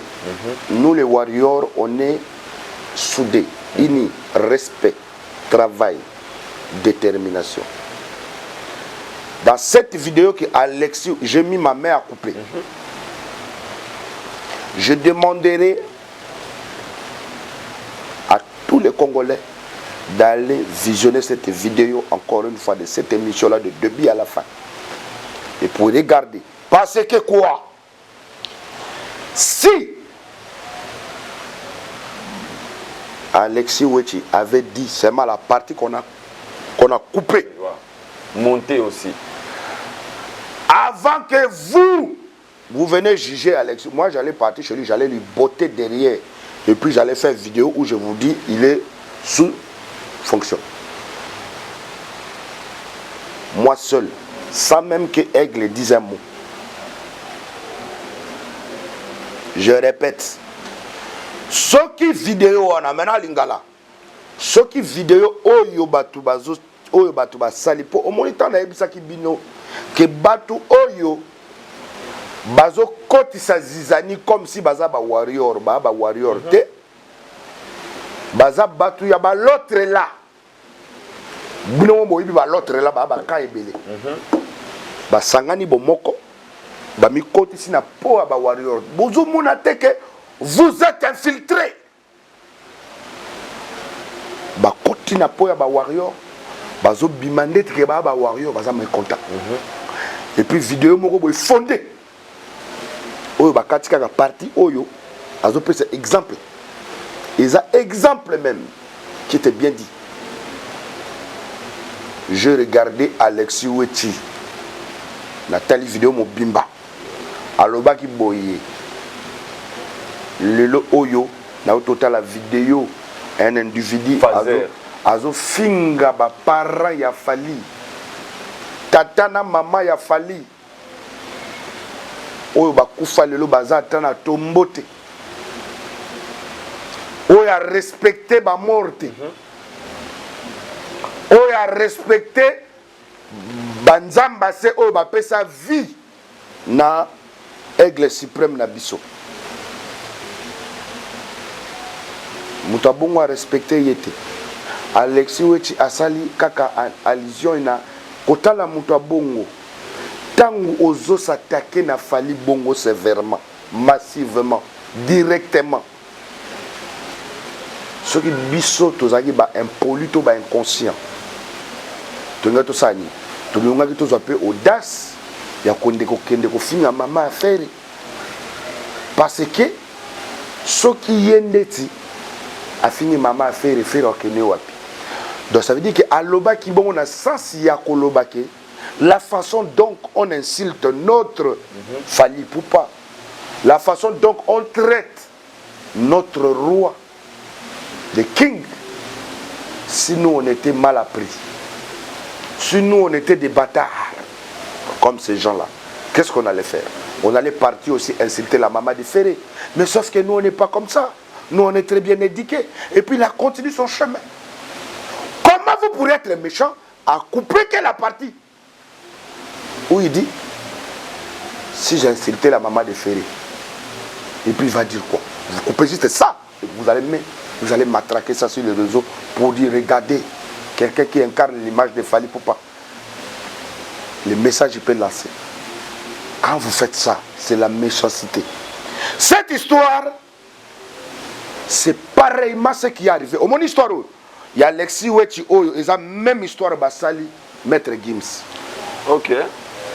Européen. Maître Gims européen. Maître Gims congolais tous en à Kota dans quelques minutes. Ah. Donc,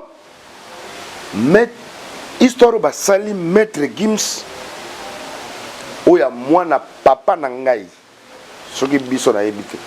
Mais où il y a papa Nanga, Juna Janana. Regardez-moi bien, vous voyez, quand vous voyez papa de Maître Gims et Dadju, ici à Kinshasa, s'il mange ce que je mange à gauche ou à droite, s'il boit même l'eau, ce que je bois l'eau à droite ou à gauche, s'il dort, c'est là où moi je rentre chez moi. Moi j'ai eu même des problèmes dans ma vie de couple, parce que quand papa de Maître Gims est à Kinshasa, je me sépare de lui que quand il rentre dans le tarmac, il prend l'avion. Il ne se laisse pas conduire par quelqu'un si ce n'est pas moi, Yoro. Voilà là, c'est moi qui conduis. Ok. C'est vraiment mon papa. Alors, Dadju et Gims, c'est mes neveux. Vous n'avez pas vu récemment la vidéo qui est sur ma page TikTok où Dadju il vient d'être là Kinshasa pendant que vous êtes en train de discuter à gauche à droite. Il est avec moi. Il sait que Yoro c'est le chef d'état-major de son frère Fally. Il est avec moi, on est sorti en privé. Moi, Dadju, boss dit David Mangaya. On n'était qu'à 3. Et Charles Tabou. C'est tout. Le lendemain, il a repris l'avion, il est parti. Donc c'est pour vous dire que Bassali, qu'on a même na Maître Gims. Maître Gims, Azolo Baba propos naïe. Maître Gims, Azo répondre selon questions posées par journaliste. Na ndenge invitation naïe zaki boycotté. Ndenge asalaki ba propos naïe. Batu bakati. Parti kaka ya réponse, ba collé yango babi et puis moutonini Monsieur Choko. Lendemain, combien d'années déjà na ba problème Mukola Simbaka Aigle. Tant on a attaqué dans le but que ce soit la dernière fois. Moutaba Choko Boye a bafoua Ponae et a une analyse de merde. A finga ba warrior. Je ne peux pas permettre. Tu es qui toi? Tu as quoi? Qu'est-ce que tu fais dans la vie? Tant on a attaqué M. Choko, Mbalamoko ba warrior, ba taliba vidéo ozo finga, a finga batunyoso, a finga na ba politicien mboka, a fingi na grand frère nanga Joseph Kabila, a fingi na Matata Poni. Il faut que Tinda Kingana répondre M. Choko wana. Kaka mukolo lendemain ya Macron, tanga zaka na bandali. Quand Boutouana y a TikTok na bando sur la analyse de merde pour nous vouloir salir image à Fally. Yango mona makamutu oye bozo mona lelo et outi na analyse de merde, il y a un individu pareil, un anti-valeur, un négimé donc mutu mona habité nando mona ba guignol na Canal Plus mais guignol made in Congo au diaspora yo.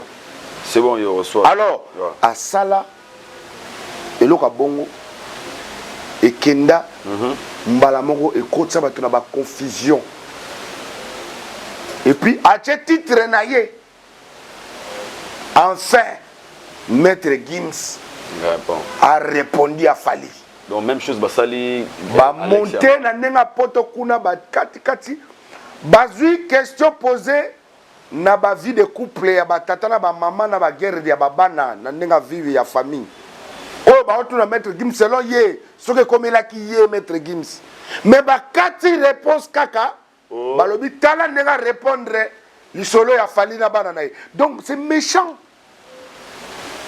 Et biminde tike Maître Gims azana guerre na Fally. Zora innocent. Et puis ba zui ba fanatique ba l'autre là ba tche bango penza ba popola mpepe yango ya moto pene pela moka mobimba mais lukuta ya kana sincère vérité ya kana escalier pe komaka awa sikoyo. Vous pouvez que Maître Gims est fallu, c'est bon? Maître Gims, je vous ai dit que chef suprême que Maître Gims Aza Ndeko. C'est bon, il lui est fallu. Aza Ndeko. Juste une question. Yokangai. Ouais. Maître Gims Aza Ndeko ya fallu papa. Ok. Maître Gims, malgré au-delà de tout ce que Bozo Sala, Boye Bayango qui Maître Gims n'a fallu, il restera que des frères. Merci. La fraternité et la solidarité ou d'un frère ou entre artistes va rester pour la vie. Donc la famille est sacrée. Naebisa Kibino déjà que Bozan est loko mokote oyo bokoki kolobana biso. Batouana bazui ba vidéo Maître Gims a répondaka Bouba. Comme Colombo va faire. Oya ko l'accès ba disque d'or. Pour l'accès qui est à danger. La vidéo tout le monde a déjà hein. Tant que bande ko yinda mettre mbali boso Maître Gims à répondre Bouba penza. A filmer la union sondaku avion ba disque ba nini à répondre à matin midi soir. Ba vidéo na da totala. Bozo ngo bo bandeli ngo lelo. Bosali ndetike tala combien ba disque ala xapé aye. Nyoso wana pour vouloir anéantir quelqu'un. Mais comment vous vouloir anéantir? Et je vais vous dire un secret. Ndekolanga Aïdor Ndazawa akoki kozala na 1 million.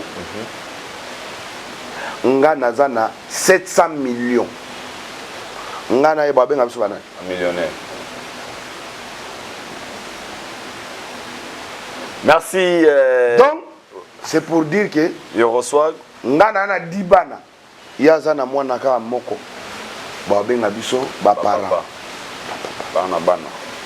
Vous comprenez? Donc, tant bo linga bo kabola mokili, to mboka, to peuple, to j'ai écrit ça sur ma page. Ne détruisons pas ce qu'on a eu à construire ensemble. Merci beaucoup. Car la famille est sacrée. Restera toujours sacrée. Mais Ngayo Bomona, quand j'ai commencé à soutenir la jeunesse de mon pays, artistiquement parlant, Bozalakate, Boyibaka même pas que Gaz Fabulous Moga Kobima, Nani Mogo Boya Kobima, nous on était là. Toujours Tindikana, Banzalana, Bapas, toujours Tindikana. Au moins, on appelle que petit nanga Gaz Fabulous, Azata na $10 na pochité. Mais toqué place Moro Boye, au moins, on appelle que Gaz Fabulous a sommet 10 bouteilles à champagne. Car à Pobati la biso, Tobi n'a pas collé et fouillé. On a bataillé. Vous ne savez pas combien de sacrifices qu'on a eu à faire dans cette vie. Il y a musique, que ce soit de la musique urbaine ou bien même dans la rumba. Donc, il faut vous calmer. Merci beaucoup. Okay? Merci donc, beaucoup. C'est pour te dire que ce qui Alexis Wechi Azalaki a tort. Nous avons condamné. Donc, nous avons 30 minutes et nous avons quitté le palais na bolievre lukutu et puis na filmé na ebissé sikoyo parce que biso ba bato oyo to défendre comme moko ezambu nene makasi toujours défendre mutu moko za grand to ko rabaisser te na ba raconter na ba division moko banal fallait pas il est trop grand. Trop grand. Chef de guerre abandonné qu'on défendre, abandonné qu'on répondre. Johanna ya na ibiku tuté. Donc, n'a pas na poso yebete.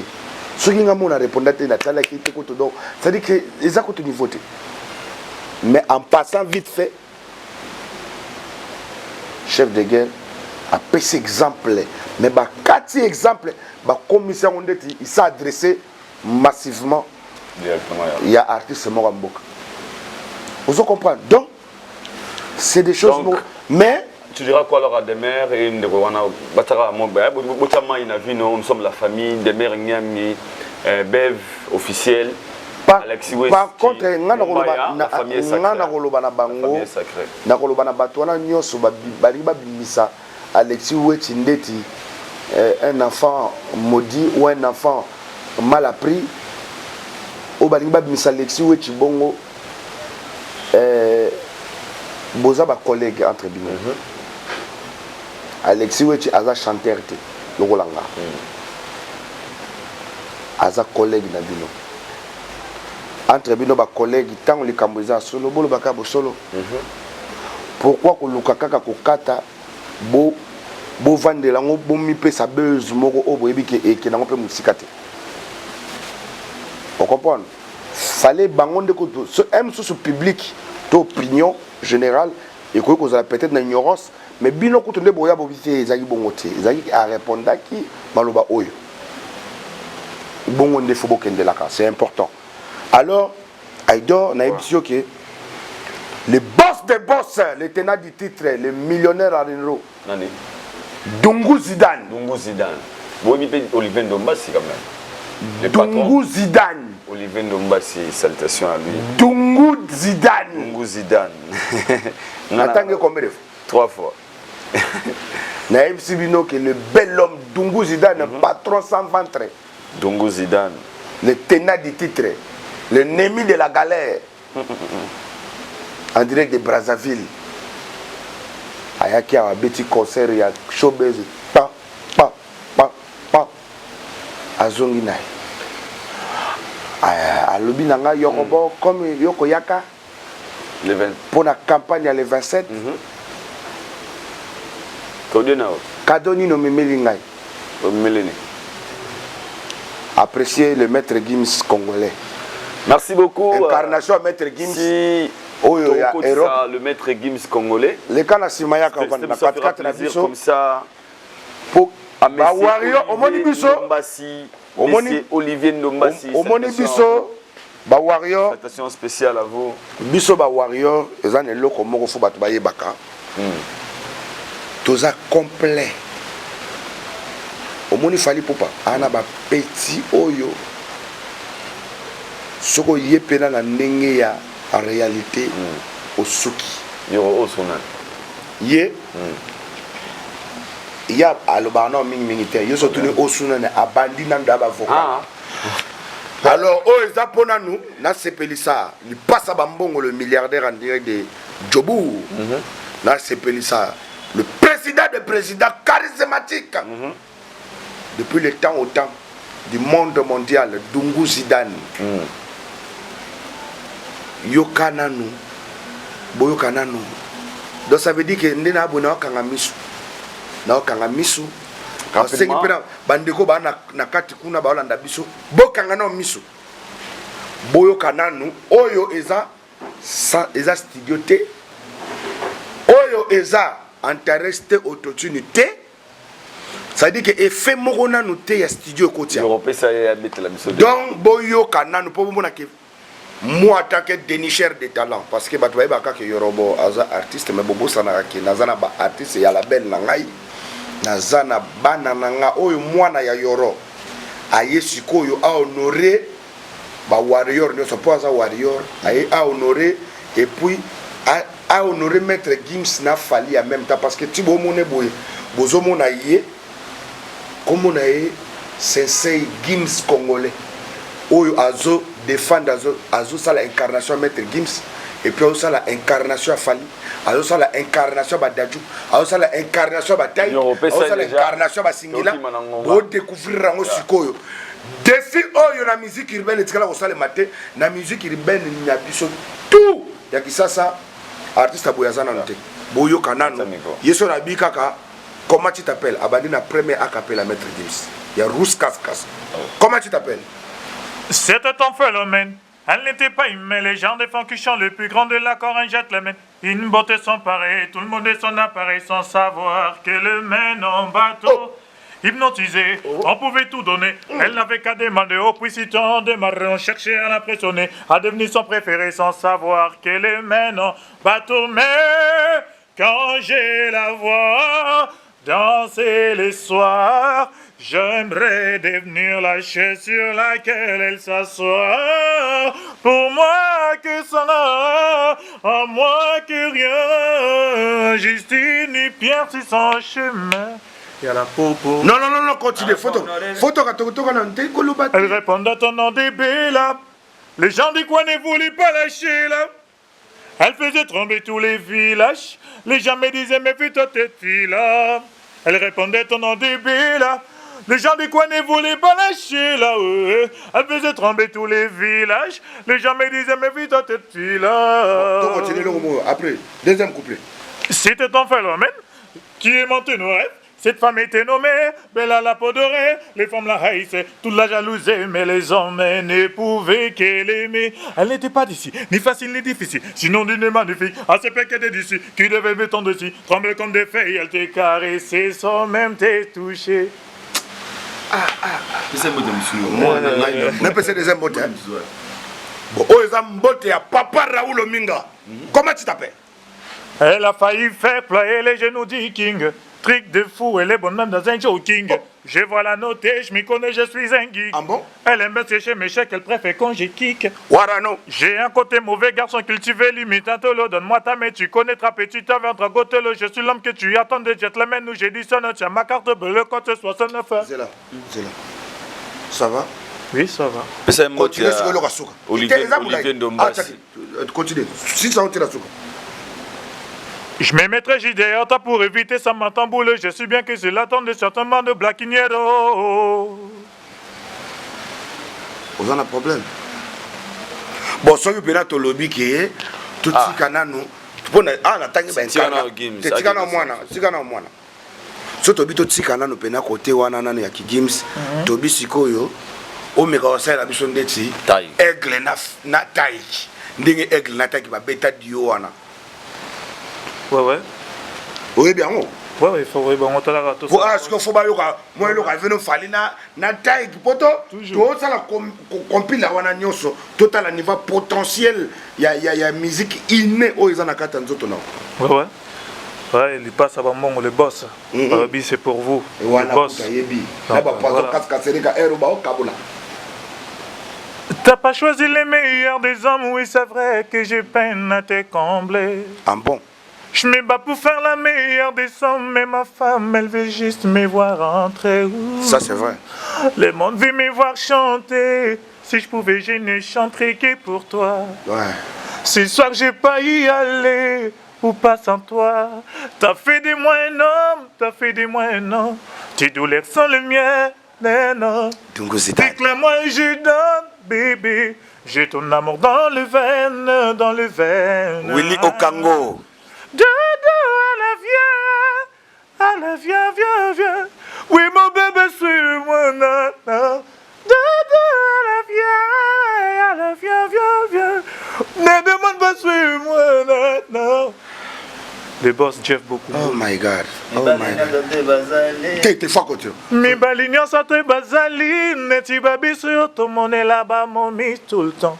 C'est vrai, bolingo na yele qui trop. Nous on chante pour les dames. Où fait là? Bandela pour la limité. On est côté à père na na tsaba fatete. Na na oreille. Vous bandela vocal wana bien. Bandela. Mi bali mingite bazali. Oyo ya biso yo to bondela ba momi tout le temps. C'est vrai, bolingo na yele qui trop. Elle est lisanga tongo mon ami, pourquoi? Je sais très bien qu'il m'arrive.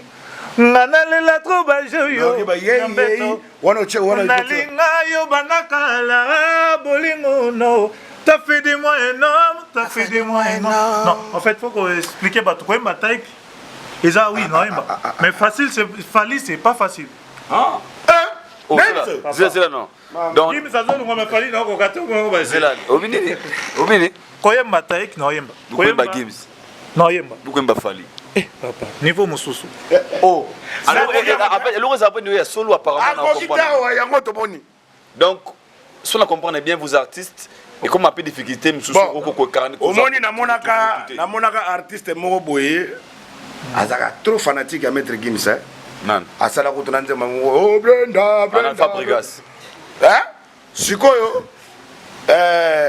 ngala lingi yo obeta pene le rondeti on a mon appel ya mais ils arrangent ma mettre Gims mais à ça la plage j'étais s'il te plaît yote à ça la plage ya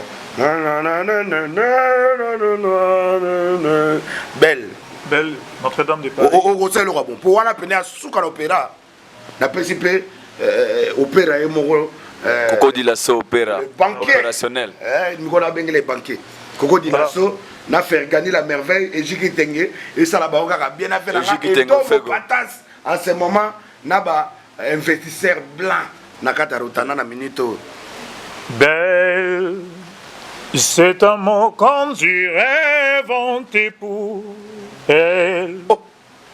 Quand elle danse et qu'elle met son corps à jour, tel quand ses mouvements me font voir nos émerveilles. Sous son jupon, couleur de l'arc-en-ciel. Ma destinée, laissez-moi vous être fidèle. Avant de vous avoir mené jusqu'à l'hôtel.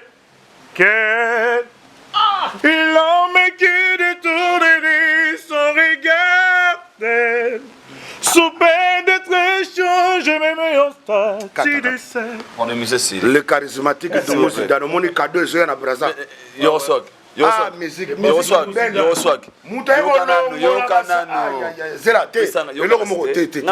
avant loba tenga na poser la question faut qu'on a pas potentiel ça zela tika na ebisaki bino Ozui wapi? ça fait 4 ans Combien d'années? Maître d'année? comme on a eu Gims congolais Gims congolais. Donc il y a Gims congolais dans cette émission. Gims congolais made in Congo. Dans le niveau à ça la incarnation ya maître Gims mais en étant warrior. OK. Et puis moi nani ya Yorobo. Koko ya fali. Le benga fali koko. Na benga fali koko. Yorobo mwana ya fali. Pas daddy. Yes, ngasko papa ne. Donc on a benga Pépé. Pépé fali. Daddy. Pépé fali de daddy là. Ouais. Donc imaginez sikoyo au monde azaboy. Oyo ki biloka bato. Siko avant si ça biloka bato na tangela ke ba komba bato katu. Na tangela ke pe singila. Tout ce qu'on a, on nous a signalé déjà. Ah ouais, na Brazzaville, la habité na pesa. Pesa papa Serge Boa, mon général. Na Arnaud Wambassa sous Kukuta, autrement dit, côte au village de bijoutiers. Comment tu t'appelles? Ma bosse m'a cramé, elle a la haine. Dans du boulot, je me suis fait virer. Elle a les clés de chez moi, c'est la merde. Elle m'a prévenu qu'elle viendrait tout niquer, revient.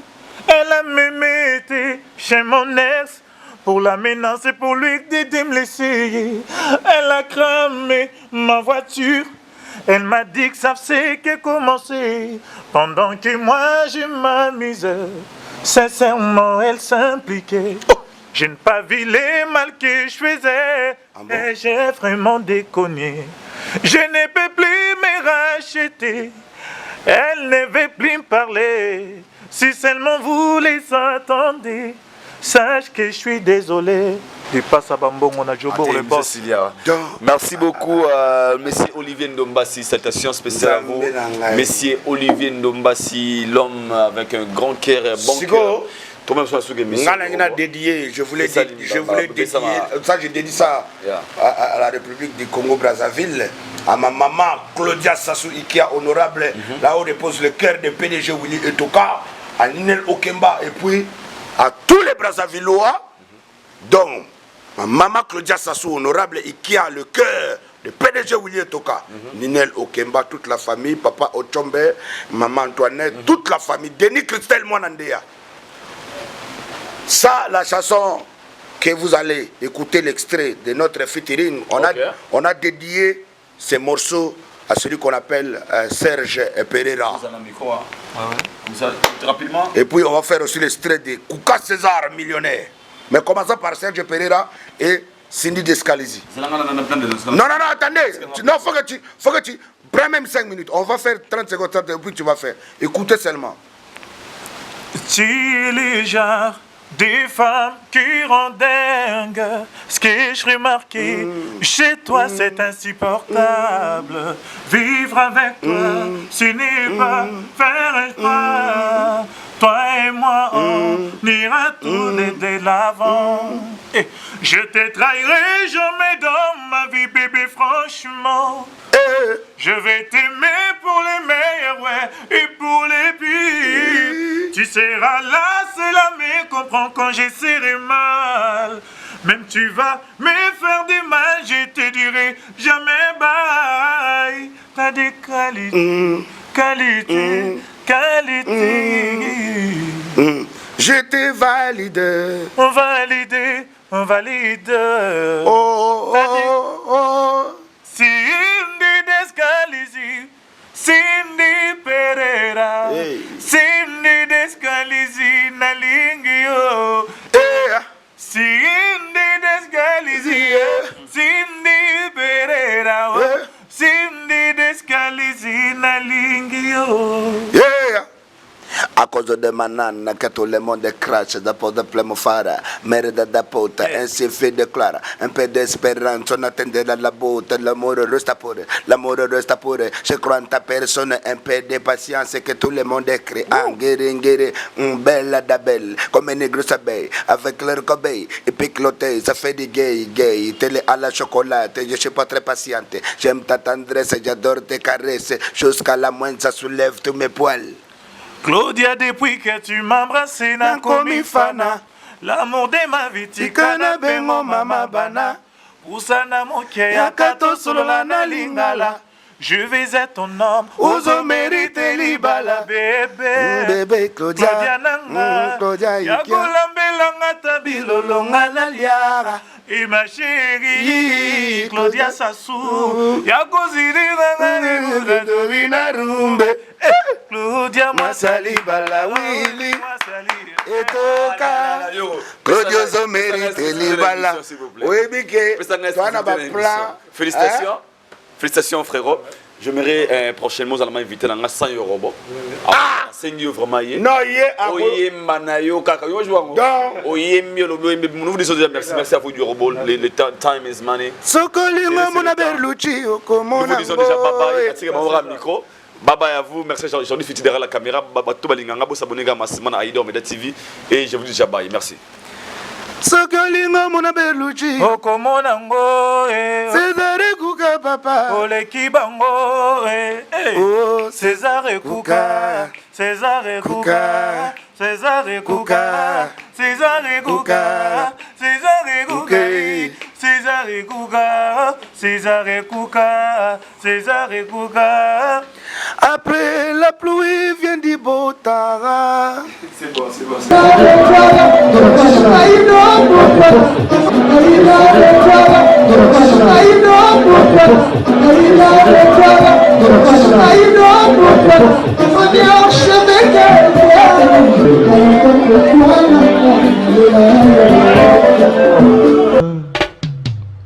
Haïdar Bokwala, le Brésilien Djile Kouyaté.